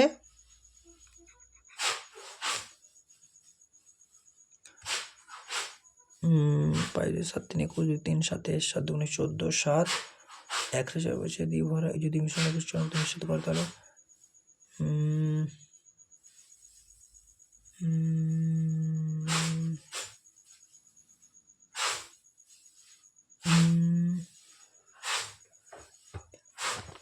কিছু ভুল হলো। 3 4 12, 5 60, 12×2 24, 31 74, ঠিক আছে। তাহলে টোটাল যে পরিমাণটা দাঁড়ালো কত, এটা 74 দাঁড়ালো, এটা কত দাঁড়ালো, 31 দাঁড়ালো। এরপর দেখো এই অপশন কিন্তু কোথাও নেই, থাকবে না, কারণ এখানে আমরা কোন কোন রেশিওটা করেছি, মিল্ক আর ওয়াটার, অর্থাৎ দুধ আর জল। আলটিমেটে চেয়েছে কিন্তু জল এবং দুধ, মানে রেশিওটাকে উল্টে দিয়েছে। তাহলে এটা মিল্ক আর ওয়াটার রেশিও বেরিয়েছে 74:31, আমাদেরকে চেয়েছে ওয়াটার রেশিও, এটা অ্যাকচুয়ালি মিল্ক রেশিও ওয়াটার। যদি আমি আরও একবার লিখে দিই, এটা অ্যাকচুয়ালি মিল্ক রেশিও ওয়াটার, মানে এটা অ্যাকচুয়ালি মিল্ক রেশিও ওয়াটার, ঠিক আছে। আর আমার চেয়েছে এটা অ্যাকচুয়ালি মিল্ক রেশিও ওয়াটার হয়ে গেছে 34:31, ওয়াটার রেশিও মিল্ক চেয়েছে আমার, সেটা হবে 31:74, ঠিক আছে। এবং সেটা অপশন কতটা আছে, অপশন 3, ঠিক আছে। পরের প্রশ্ন কি বলেছে, যদি একটি দলবদ্ধ ডেটার মধ্যক এবং গড়ের মান যথাক্রমে 27 এবং 20.25 হয়, তাহলে প্রায়োগিক সম্পর্ক ব্যবহার করে দলবদ্ধ ডেটার প্রচুরক নির্ণয় করো। দেখো যদি এই পার্টিকুলারলি এই কোশ্চেনটার জন্য যদি ভাষাটা আমি চেঞ্জ করি, আমি তো বুঝতে পারছি, কিন্তু যদি এই ভাষাটা যদি চেঞ্জ করি তাহলে বুঝতে পারবে কী চেয়েছে, মোড, মিডিয়ান আর মিন, তাই না। যদি ভাষাটা চেঞ্জ করি তাহলে দেখো ভালো বুঝতে পারবে, ঠিক আছে। তোমাদের সুবিধার্থে আমি বলছি, কারণ যদি এরকম সমস্যা হয় যে বুঝতে পারছো, তাহলে কিন্তু আমি তোমাদেরকে এখনও বলবো পরীক্ষার হলে কিন্তু ভাষাটা চেঞ্জ করে দেখো, হয়তো বাংলায় বুঝতে না পারলে ইংরেজিতে অনেক সময় বুঝতে পারবে, ঠিক আছে। এটা হয়। যেমন ধরো এখানে কি বলেছে, আমাকে সিম্পলি বলে দেওয়া হয়েছে যে মিডিয়ান এবং মিন দেওয়া হয়েছে, আমাকে মোডটা বের করতে হবে, এটাই বলেছে, ঠিক আছে। মিডিয়ান মিন দেওয়া হয়েছে, মোড বের করতে বলেছে, এটা বোঝা গেল। এরপর আমি ভাষাটা চেঞ্জ করে দিই, কারণ এবারে তো বুঝতে পেরে গেলে কী কী চেয়েছিল, কী কী বলেছে। তাহলে এরপর আমি যদি ভাষাটা চেঞ্জ করে দিই, এরপর তোমাদের সুবিধার্থে আবার আমি বাংলা ভাষায় নিয়ে গেলাম, ঠিক আছে। দেখো তাহলে আমাকে কি বের করতে হবে, মোডটা বের করতে হবে। আর আমরা সকলেই জানি মোডের একটা ইউনিভার্সাল ফর্মুলা হয়, সেটা হচ্ছে মোড ইকুয়ালস টু হয় 3 মিডিয়ান মাইনাস 2 মিন, ঠিক আছে। এই ফর্মুলাটা হয়, মোড ইকুয়ালস টু হয় 3 মিডিয়ান মাইনাস 2 মিন, ঠিক আছে। এরপর দেখো, ঠিক আছে, 3 মিডিয়ান মাইনাস 2 মিন কি বলেছে, আমাকে দেওয়া হয়েছে কি এটা মিডিয়ান দেওয়া হয়েছে, অর্থাৎ মধ্যক দেওয়া হয়েছে মিডিয়ান, ঠিক আছে। সরি, এটা মধ্যক হয়, আর মিন মানে হচ্ছে গড়ের মান, গড়। তাহলে আমাকে মিডিয়ান দেওয়া হয়েছে কত, যদি আমি এখানে লিখি, মিডিয়ান দেওয়া হয়েছে কত, মিডিয়ান দেওয়া হয়েছে 27, আর আমাকে মিন দেওয়া হয়েছে কত, মিন দেওয়া হয়েছে 20.25, ঠিক আছে। যদি মানটা বসিয়ে দিই, mode equals to 3 median minus 2 মিন। তাহলে কী হবে, 3 মিডিয়ান হচ্ছে 3 ইন্টু 27 মাইনাস 2 ইন্টু 20.25, ঠিক আছে। তো 81 মাইনাস 41, এই 40.5, তাই না? তাহলে অ্যান্সার কত দাঁড়াবে, 40.5 দাঁড়াবে আমার। তাহলে এটা আমাদের অ্যান্সার, এটা আমাদের প্রাপ্ত অ্যান্সার। তো এটা কিছু না, শুধুমাত্র ফর্মুলাটা আমাকে মাথায় রাখতে হবে যে mode equals to 3 median minus 2 মিন, ঠিক আছে। মোড ইকুয়ালস টু মিডিয়ানের 3 গুণ থেকে মিনের যেটা দ্বিগুণ সেটা বিয়োগ করতে হবে, ব্যাস এইটুকুই, ঠিক আছে। পরের প্রশ্ন কি বলেছে, ট্রেন পি এবং কিউ একই সময়ে যাত্রা শুরু করে। ট্রেন পি স্টেশন এক্স থেকে স্টেশন ওয়াই পর্যন্ত এবং ট্রেন কিউ স্টেশন ওয়াই থেকে স্টেশন এক্স পর্যন্ত। অর্থাৎ যদি আমরা এইখানে দুটো স্টেশন, একটা এক্স একটা ওয়াই দাগ দিই, তাহলে কি হবে না, পি যাচ্ছে, পি এবং কিউ মানে পি যাচ্ছে এইখান থেকে পি শুরু করছে যাত্রা, এখান থেকে পি শুরু করছে, এখান থেকে পি শুরু করছে, আর এই দিক থেকে মানে এই দিক থেকে কিউ শুরু করছে, এদিক থেকে কিউ, এদিক থেকে পি শুরু করছে, ঠিক আছে। এরপর বলেছে কি যে কিউর গতিবেগ অনুপাত হলো ট্রেন পি থেকে ট্রেন কিউর গতিবেগ অনুপাত। অর্থাৎ যদি আমরা বলি ভি অফ পি বা যদি আমরা ভ্যালোসিটি অফ পি বলি, velocity of P ratio velocity of Q, সেটা কত বলা হয়েছে, 11:16, এটাই বলা হয়েছে আমাকে, ঠিক আছে। এবং তাদের গতিবেগের পার্থক্য 25 কিলোমিটার/ঘন্টা বলা হয়েছে। তো আমাদের রেশিওতে গতিবেগের পার্থক্য কত দেখতে পাচ্ছি, 5 রেশিও। তাহলে কি 5 রেশিওর ভ্যালুটাই 25 কিলোমিটার/আওয়ার নয়, তাহলে 1 রেশিওর ভ্যালুটা কত হয়ে যাচ্ছে, 5 কিলোমিটার/আওয়ার, এটা বলা হয়েছে। এরপর তারা 1 ঘন্টা 36 মিনিট পর দেখা করে, ঠিক আছে। তারা 1 ঘন্টা 36 মিনিট পর দেখা করে, ঠিক আছে। এরপর যেহেতু এক রেশিও হলো 5 কিলোমিটার, তাহলে আমরা পি এর রেশিও আর কি মানে পি এর যেটা বেগ আর কিউ এর বেগের মানটা বের করে নিতে পারি। যেমন ভি অফ পি সমান কত হবে, ভি অফ পি যদি বলি, ভি অফ পি এটা 11 রেশিও, তাহলে 11 রেশিওর মান কত হবে, 11 ইন্টু 5 55 কিলোমিটার/আওয়ার হবে এককটা। আর ভি অফ কিউ যদি বলি সেটা হচ্ছে 16 রেশিও, তাহলে 16 রেশিও ইকুয়ালস টু 16 ইন্টু 5, তাহলে সমান 80 কিলোমিটার/আওয়ার, ঠিক আছে। দুটো মান পেয়ে গেলাম। এরপর দেখো কি চেয়েছে তোমরা, তারা 1 ঘন্টা 36 মিনিট পর দেখা করে, মানে কিন্তু অপোজিট ডিরেকশানে যাচ্ছে। অর্থাৎ যদি আমাদের পি এক্স থেকে ওয়াই যাচ্ছে, তাহলে বলা হয়েছে কি ওয়াই থেকে এক্স যাচ্ছে, আর অপোজিট ডিরেকশানে যাচ্ছে অর্থাৎ বিপরীত গতিমুখে যাচ্ছে যখন, এবং যেহেতু দুটোর গতিবেগ রয়েছে, তাহলে এদের আপেক্ষিক বেগ বা রিলেটিভ স্পিডটা দুটো বেগের যোগফল হয়, এটা আমি বোঝাতে পারলাম। এরপর যেটা রিলেটিভ স্পিড আসে, রিলেটিভ যেটা স্পিড হবে না, রিলেটিভ স্পিড সেটা স্পিড অফ মানে V of P plus V of Q হয়ে যায়, অর্থাৎ 55 প্লাস 80 মানে 135 কিলোমিটার/আওয়ার হয়ে যাবে, 135 কিলোমিটার/আওয়ার। এটা হচ্ছে ওদের রিলেটিভ স্পিড, ঠিক আছে। ওদের রিলেটিভ স্পিড দাঁড়িয়ে গেল 135 কিলোমিটার/আওয়ার, ঠিক আছে। এরপর বলা হয়েছে 1 ঘন্টা 36 মিনিট পর তার দেখা করে, তার টোটাল ডিস্টেন্সটা আমরা এখান থেকে পেয়ে যাচ্ছি, ঠিক আছে। তাহলে 135 কিলোমিটার তাদের কি আপেক্ষিক বেগ। এরপর আমার কী চাইছে, পি টেনের সময় লেগেছে, মানে পি টেনের বেগটাও আমার দরকার। তো পি টেনের বেগটা কত, 55 কিলোমিটার/আওয়ার। ভি অফ পি কত, 11 ইউনিট, 11 রেশিও 1 রেশিও বলে 5 ইউনিট বা 5 কিলোমিটার/আওয়ার। তাহলে আমরা বলতেই পারি যে 11-র জন্য 55 কিলোমিটার/আওয়ার হবে। তো এটা যদি আমরা পরের পেজে করার চেষ্টা করি, অর্থাৎ আমরা পেয়েছিলাম ভি অফ পি, অর্থাৎ পি এর যেটা বেগ সেটা হচ্ছে 55 কিলোমিটার/আওয়ার, এটা আমরা পেয়েছিলাম। আর তাদের আপেক্ষিক বেগ যেটা রিলেটিভ যেটা স্পিড পেয়েছিলাম, সেটা পেয়েছিলাম 135 কিলোমিটার/আওয়ার, ঠিক আছে। দুটো মান পেয়েছি আমরা এখনো পর্যন্ত, এবং দুটো মানই দরকার। কারণ এরা কি বলেছে, এরপর বলেছে তারা মিট করছে কখন, 1 ঘন্টা 36 মিনিটে। তার টোটাল ডিস্টেন্স পেয়ে যাবো, তার টোটাল ডিস্টেন্স বের করতে হলে 135 ইন্টু 1 ঘন্টা 36 মিনিট, মানে 36 মিনিট বলতে 1 পূর্ণ 36 60 ঘন্টা, টোটাল ঘন্টাতে কনভার্ট করে নিলাম আমরা। তো টোটাল ডিস্টেন্স পেয়ে যাবো আমরা। তাহলে 12 3 36, 12 5 60, অর্থাৎ 8 5, তাহলে 135, এটা 135 ইন্টু 8/5, ঠিক আছে। তাহলে 5 7 135 হয়, তাহলে 27 ইন্টু 8, এটা টোটাল কিলোমিটার। আমি এখন গুণটা করছি না, কারণ এখন আমার অঙ্কটা শেষ হয়নি।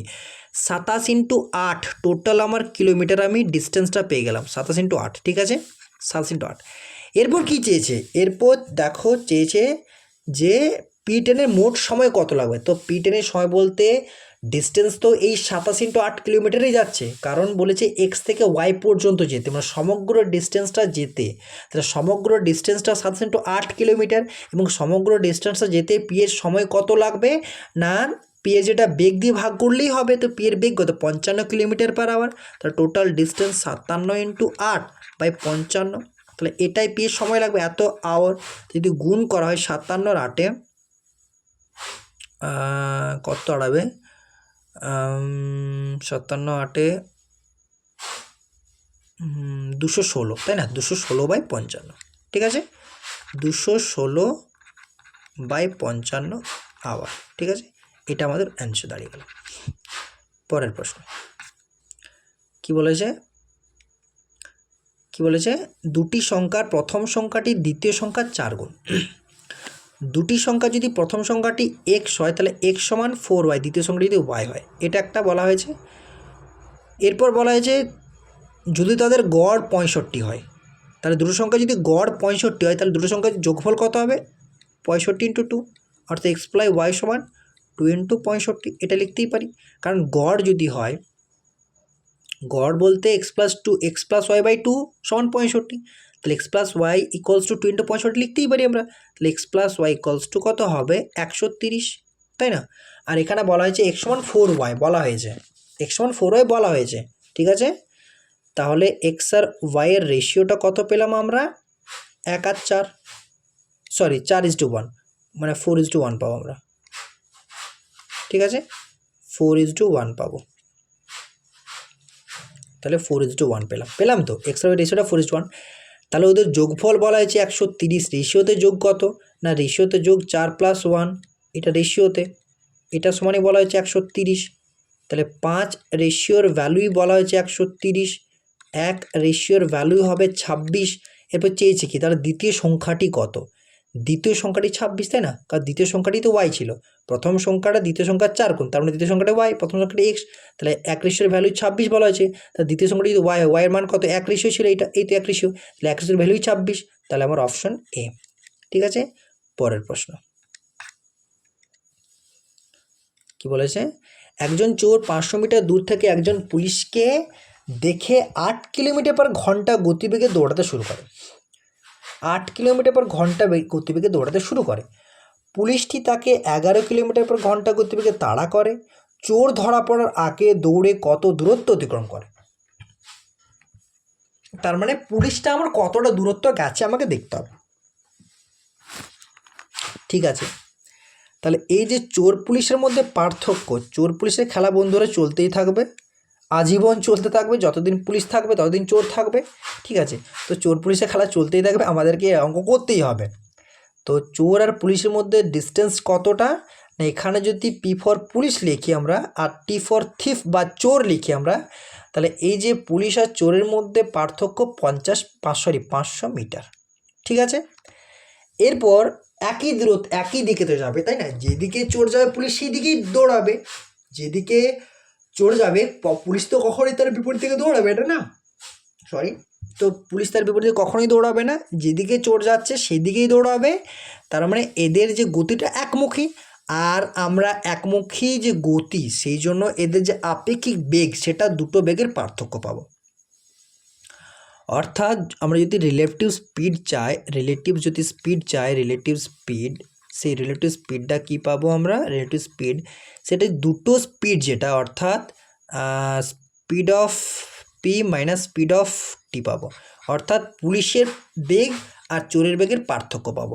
ঠিক আছে, তো পুলিশের বেগ কত 11 কিলোমিটার পার আওয়ার, চোরের বেগ কত 8 কিলোমিটার পার আওয়ার, তাই না? 11 কিলোমিটার পার আওয়ার পুলিশের বেগ, চোরের বেগ 8 কিলোমিটার পার আওয়ার, তাহলে এদের যেটা এটা এত কিলোমিটার পার আওয়ার হবে। ঠিক আছে, কিলোমিটার পার আওয়ার। এদের যেটা আপেক্ষিক বেগ সেটা হচ্ছে 3 কিলোমিটার পার আওয়ার। পেলাম। চোর ধরা পড়ার আগে তাহলে সময় কত লাগছে দেখি, কারণ সময়টা লাগবে, সময়টা তো কনস্ট্যান্ট, সময়টা তো একই লাগবে, অর্থাৎ যে সময় আমার পুলিশটা সেই জায়গায় পৌঁছাবে সেই সময় চোরটা সেই জায়গায় পৌঁছাবে, তবে না ধরা পড়বে। তাহলে সময়টা কত লাগছে না 500 মিটার বাই 3 কিলোমিটার পার আওয়ারকে যদি মিটার পার সেকেন্ডে করতে হয়, তার কারণ এটা মিটার দেওয়া আছে আমাকে, তাহলে যদি আমরা কিলোমিটার পার আওয়ারকে মিটার পার সেকেন্ডে করি, তাহলে আমাদেরকে কত দিয়ে গুণ করতে হবে, 5/18 দিয়ে গুণ করতে হবে, তাহলে ইন্টু 5 আর 18টা উপরে উঠে যাবে। তো এটা করলাম কি না আমরা মিটার পার সেকেন্ড করলাম, তাহলে 5 100তে 500 হবে। ঠিক আছে, আর 3 6 18 হবে, তাহলে টোটাল 600 সেকেন্ড। এটা কিন্তু 600 সেকেন্ড, সময়টা 600 সেকেন্ড। এরপর দেখো কি বলেছে যে চোর কতক্ষণে পৌঁছাচ্ছে, সরি পুলিশ কতক্ষণে পৌঁছাচ্ছে, দৌড়ে কত দূর অতিক্রম করে, পুলিশটা বলেছে। চোর ধরার পর আগে দৌড়ে, সরি চোর বলেছে, আমি ভুল বলছি, চোর ধরার পর আগে দৌড়ে কত দূর অতিক্রম করে, তার মানেটা কি, তার মানে 700 সেকেন্ড ধরে তো আমার ওই চোরটাও যাচ্ছে না, ওই চোরটাও তো 700 সেকেন্ড ধরে যাচ্ছে। টোটাল সেকেন্ডে 400, যদি ওর এখান থেকে 500 মিটার যে আমাকে আঁকি দিয়েছিল এখান থেকে যেতে ওর সময় 400 সেকেন্ড, তার মানে ওর ওইখানকে পৌঁছতে 400 সেকেন্ড লাগছে, ও অতিক্রম 500 সেকেন্ড বাড়তি করছে, স্পিডটা যদি বেশি, তার মানে ওরও যদি 6 সেকেন্ডই সময় লাগছে, তাহলে 6 সেকেন্ড। এবং যেটা চোরের আমাদের চোরের স্পিড ছিল 8 কিলোমিটার পার আওয়ার, তাহলে 8 ইন্টু কিলোমিটার পার করতে হলে 5/18 দ্বারা গুণ করতে মিটার পার সেকেন্ডে করতে হলে, কারণ এটা সেকেন্ডে আছে, একক দুটো একই আনতে হবে। তাহলে কি দাঁড়াবে, আমার দাঁড়িয়ে গেল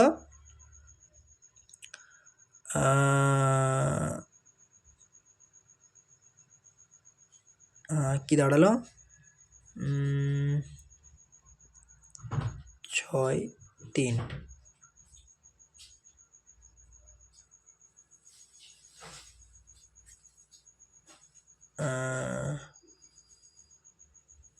4000/3, তাই না?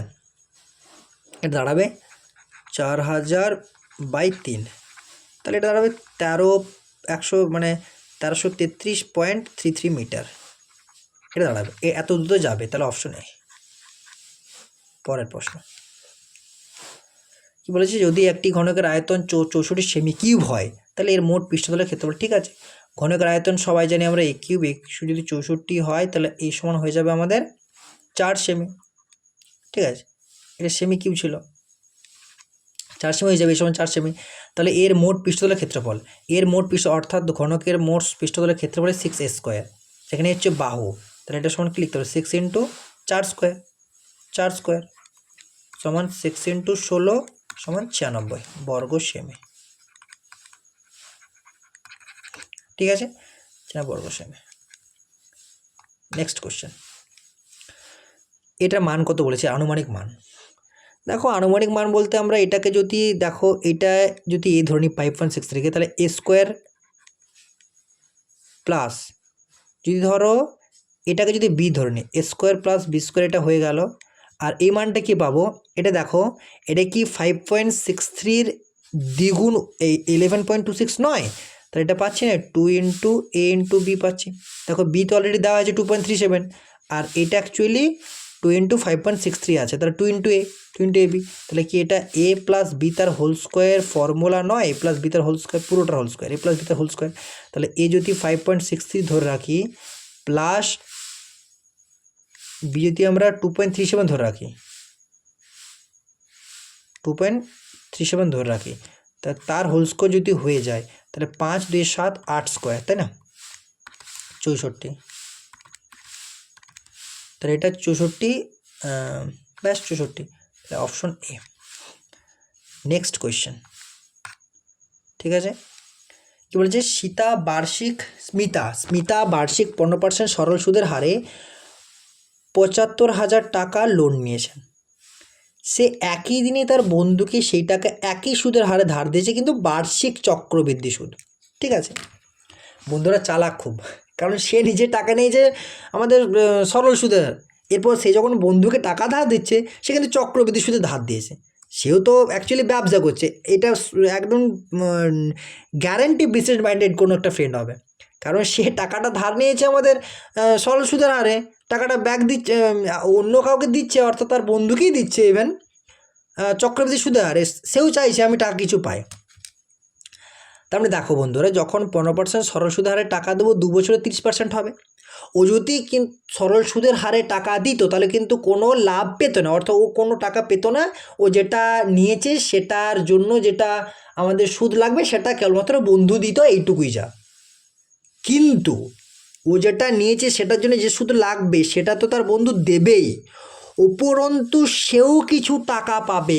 কেন পাবে না, চক্রবৃদ্ধি সুদে আমার টাকা দেওয়া হয়েছে। আর চক্রবৃদ্ধি সুদের একটা ফান্ডামেন্টাল যেটা কন্ডিশন সেটা আমরা জানি, সুদের ওপর সুদ নেয়। ঠিক আছে, তাহলে 15% সরল সুদে 2 বছরের, এই যে 2 বছরের আমার চক্রবৃদ্ধি সুদ কত হয় জানো?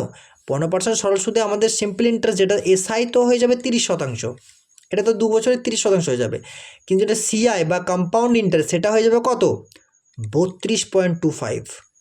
তার মানেটা কি দাঁড়াচ্ছে দেখো, এই যে 30% 32.25, তার মানে এই যে 2.25% সুদের হারটা, এই সুদের হারটার জন্যই কিন্তু মিতা তার বন্ধুর কাছ থেকে টাকাটা বাড়তি পাবে।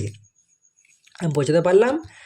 15% সরল সুদের হারে 2 বছরে আমাদের সুদ হয় 30%, এবং 15% যদি 15% সুদের হারে 2 বছরে আমরা যদি চক্রবৃদ্ধি সুদ নিই না, সেটা হয় 32.25%। মানে তার মানে 30% টাকা তো সুদে যাচ্ছেই, এই যে বাড়তি যে 2.25% সুদটা হারটা, এটার জন্য টাকা পাবে স্মিতা তার বন্ধুর কাছ থেকে। তাহলে টাকার পরিমাণ তো কনস্ট্যান্ট 75,000, তার মানে 75,000 টাকার যেটা 2.25% হবে সেই টাকাটাও লাভ পাবে। বলেছে না কত লাভ করবে, সেই টাকাটা লাভ করবে। তাহলে দুটো শূন্যের জন্য দুটো শূন্য ক্যান্সেল আউট হবে। ঠিক আছে, একটা শূন্য থাকবে, তার মানে 75 ইন্টু এই একটা শূন্যের জন্য একটা দশমিক আমরা আউট করতে পারি 22.5, তাই না? তাহলে আলটিমেট যদি এটা আমরা গুণ করি, আমরা, এটা হয় 1650, তো এইদিকে হয়ে যাচ্ছে, আর এটা হবে 37, 1650 মানে 1687.5, তাই না? 1687.5 এত টাকাও লাভ করে বন্ধুর কাছ থেকে 2 বছরে। তার মানে দেখো, বন্ধুর কাছ থেকেও লাভ করছে সুদের টাকা দেওয়ার পরে, বিজনেস চারিদিকে ছড়িয়ে রেখেছে স্মিতা। ঠিক আছে, যাই হোক, পরের প্রশ্ন। 102 সেমি বাহু সম্পন্ন একটি সমবাহু ত্রিভুজের ক্ষেত্রফল কিছু না, যদি বাহু আমাদের a = 102 হয়, যদি বাহু সমান a ধরি আমরা, তাহলে সমবাহু ত্রিভুজের ক্ষেত্রফলের √3/4 ইন্টু a স্কোয়ার, তাহলে √3/4 ইন্টু 102 ইন্টু 102। তাহলে যদি আমরা এটা কাটি,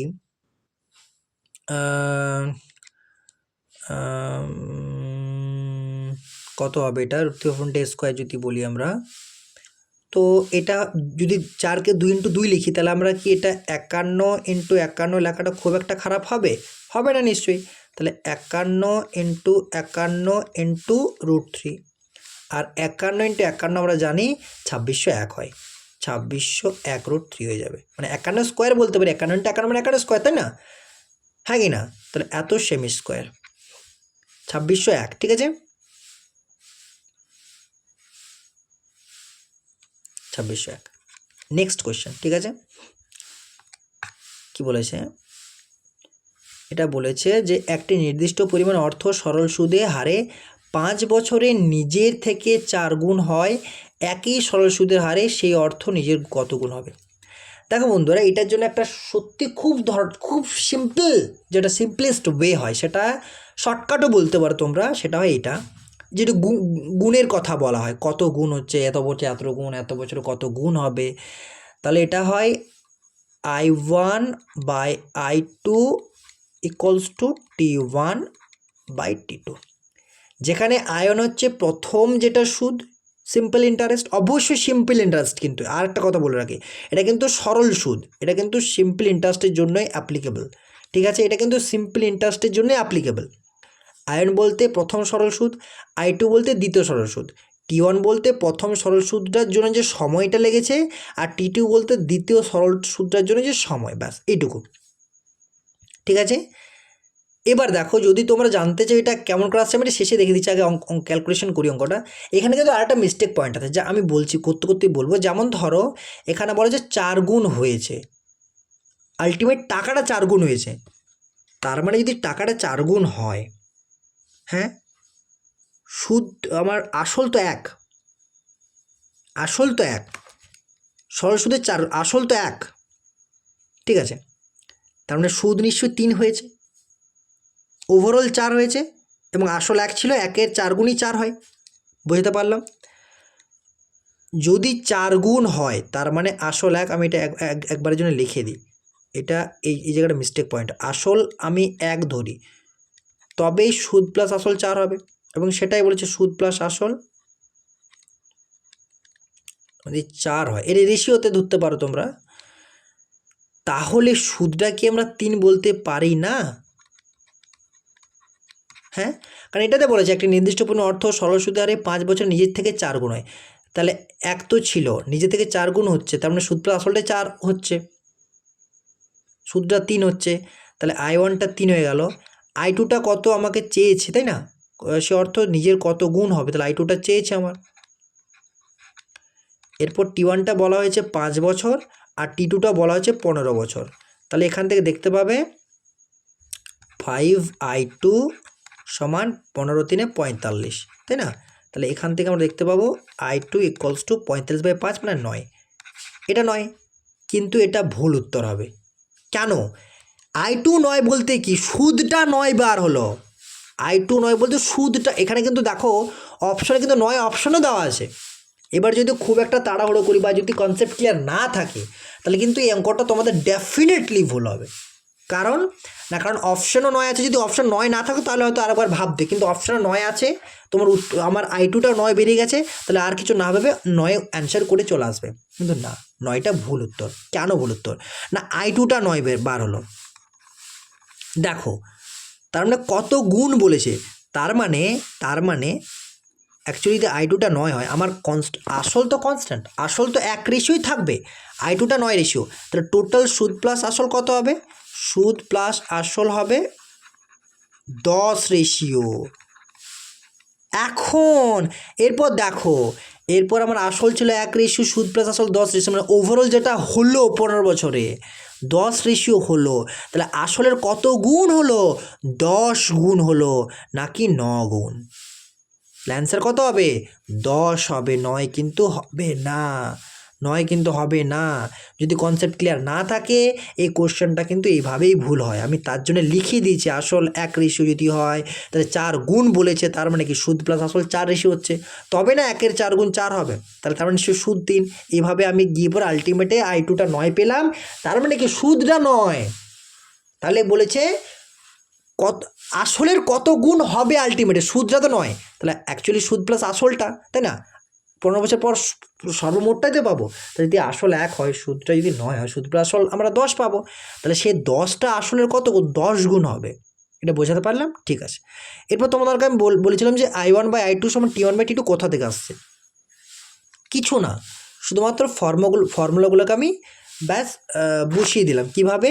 আমরা জানি যদি I1 ধরে লিখি, I1 = PR/T, এটা টিটা T1 লিখছি, কারণ একটা কোনো কন্ডিশনে আরটা কনস্ট্যান্ট থাকবে এবং পিটাও কনস্ট্যান্ট থাকবে, এটা 1 নম্বর ইকুয়েশন হলো। এরপর আর চেঞ্জ হলে হবে I1টা, অর্থাৎ সিম্পল ইন্টারেস্ট চেঞ্জ হবে আর টাইমটা চেঞ্জ হবে, PR × T2। এরপর যখন দেখো দুটো রেশিও করব না, I1/I2 করব, তখন যেহেতু PR আর কনস্ট্যান্ট, তাহলে PR/টা ক্যান্সেল আউট হয়ে যাবে, তখন কিন্তু T1/T2 থাকবে। তো এখান থেকে আমি ওইটা বিল্ড করেছিলাম, ওই ইকুয়েশনটা বিল্ড করেছিলাম, ঠিক আছে। নেক্সট কোয়েশ্চেন, কি বলছে, দুটি সংখ্যার লসাগু 120 বলা হয়েছে, গসাগু 13, তাদের গুণফল কত? আমরা খুব ভালোভাবেই জানি সংখ্যা দুটো যদি X আর Y হয় তাহলে এক্স আর ওয়াইয়ের যেটা গুণফল হয়, মানে যদি সংখ্যা দুটো একটা এক্স হয় একটা ওয়াই হয়, যদি সংখ্যা দুটো একটা এক্স একটা ওয়াই হয়, একটা এক্স আর একটা যদি ওয়াই হয়, তাহলে সংখ্যা দুটোর গুণফল আমরা জানি এলসিএম, যেটা অর্থাৎ লিস্ট কমন মাল্টিপল বা লসাগু ইন্টু এইচসিএফ, যেটা হাইয়েস্ট কমন ফ্যাক্টর বা গসাগু, দুটো গুণফল হয়। তো সংখ্যা দুটো গুণফল এক্স ওয়াই চেয়েছে, তার মানে আমার কী হবে, গসাগু ইন্টু লসাগু, তার লসাগু 120, গসাগু 13, 12 156 হয় 1560, এটা আমাদের আনসার। ঠিক আছে, পরের প্রশ্ন কি বলেছে, একটি সমকোণের 3.5 ভাগে ডিগ্রির সংখ্যা, একটি সমকোণ, তার সমকোণ হচ্ছে 90 ডিগ্রি, তার 3.5 ভাগ মানে 3/2,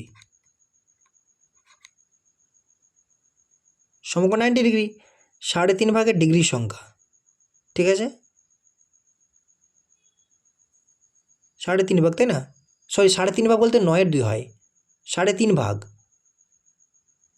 7/2, আমি ভুল বলছি, 7/2, 3.5 ভাগ বলতে 7/2, 3/2 নয় 7/2, তাই না? 3.5 ভাগ বলতে 7/2 না, 7/2 না 3.5 ভাগ হবে। তারপর কিছু না, 2 45 90 হবে, 2 45 90 হবে, 35 × 7 থাকবে, তাহলে কত হবে, 7 4 8 হবে 315 ডিগ্রি। কিছু না, এটা কিছু ছিল না, 315 ডিগ্রি। ঠিক আছে, পরের প্রশ্ন, যদি থিটা ইকুয়ালস টু 45 ডিগ্রি হয়, তাহলে 2 cosec square theta plus 3 cos, কিছু না, মানগুলো বসিয়ে দেবো। আমরা জানি cosec সাইন থিটার অপোজিট হয় cosec থিটা, মানে অনন্যক, বেসিক্যালি অপোজিট বলতে অনন্যক, সাইন থিটার অনন্যক হয় cosec থিটা, তাহলে সাইন 45 হয় 1/√2, তাহলে cosec 45 হবে √2, তাহলে √2 তার স্কোয়ার হবে, এটা √2 স্কোয়ার হবে। ঠিক আছে, প্লাস 3, তেমনই যেমন সাইনের অনন্যক হয় রেসিপ্রোকাল হয় cosec, তেমনই কিন্তু কসের রেসিপ্রোকাল বা অনন্যক হয় sec।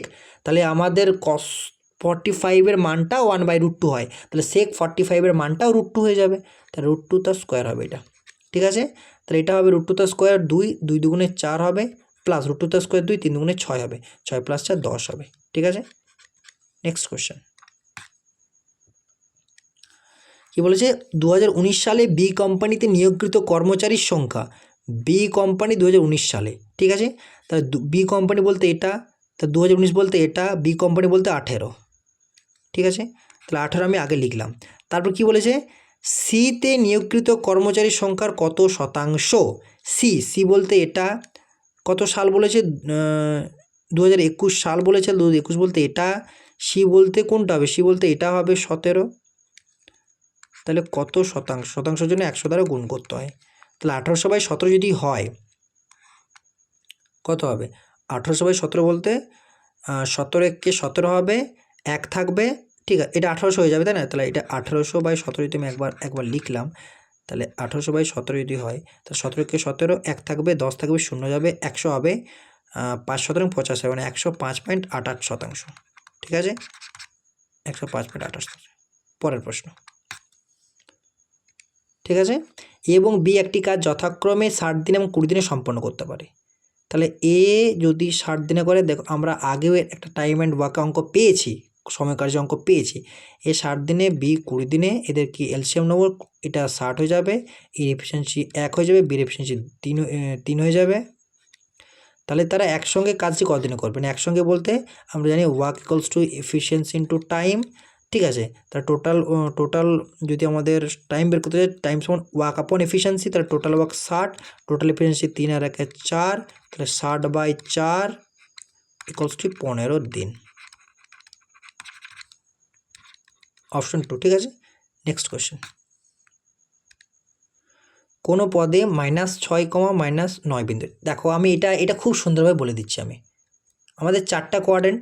ঠিক আছে, এটা হচ্ছে এক্স, এটা এক্স ড্যাশ, এটা যদি ওয়াই হয় তাহলে এটা ওয়াই ড্যাশ, 4টা কোয়াড্রেন্ট।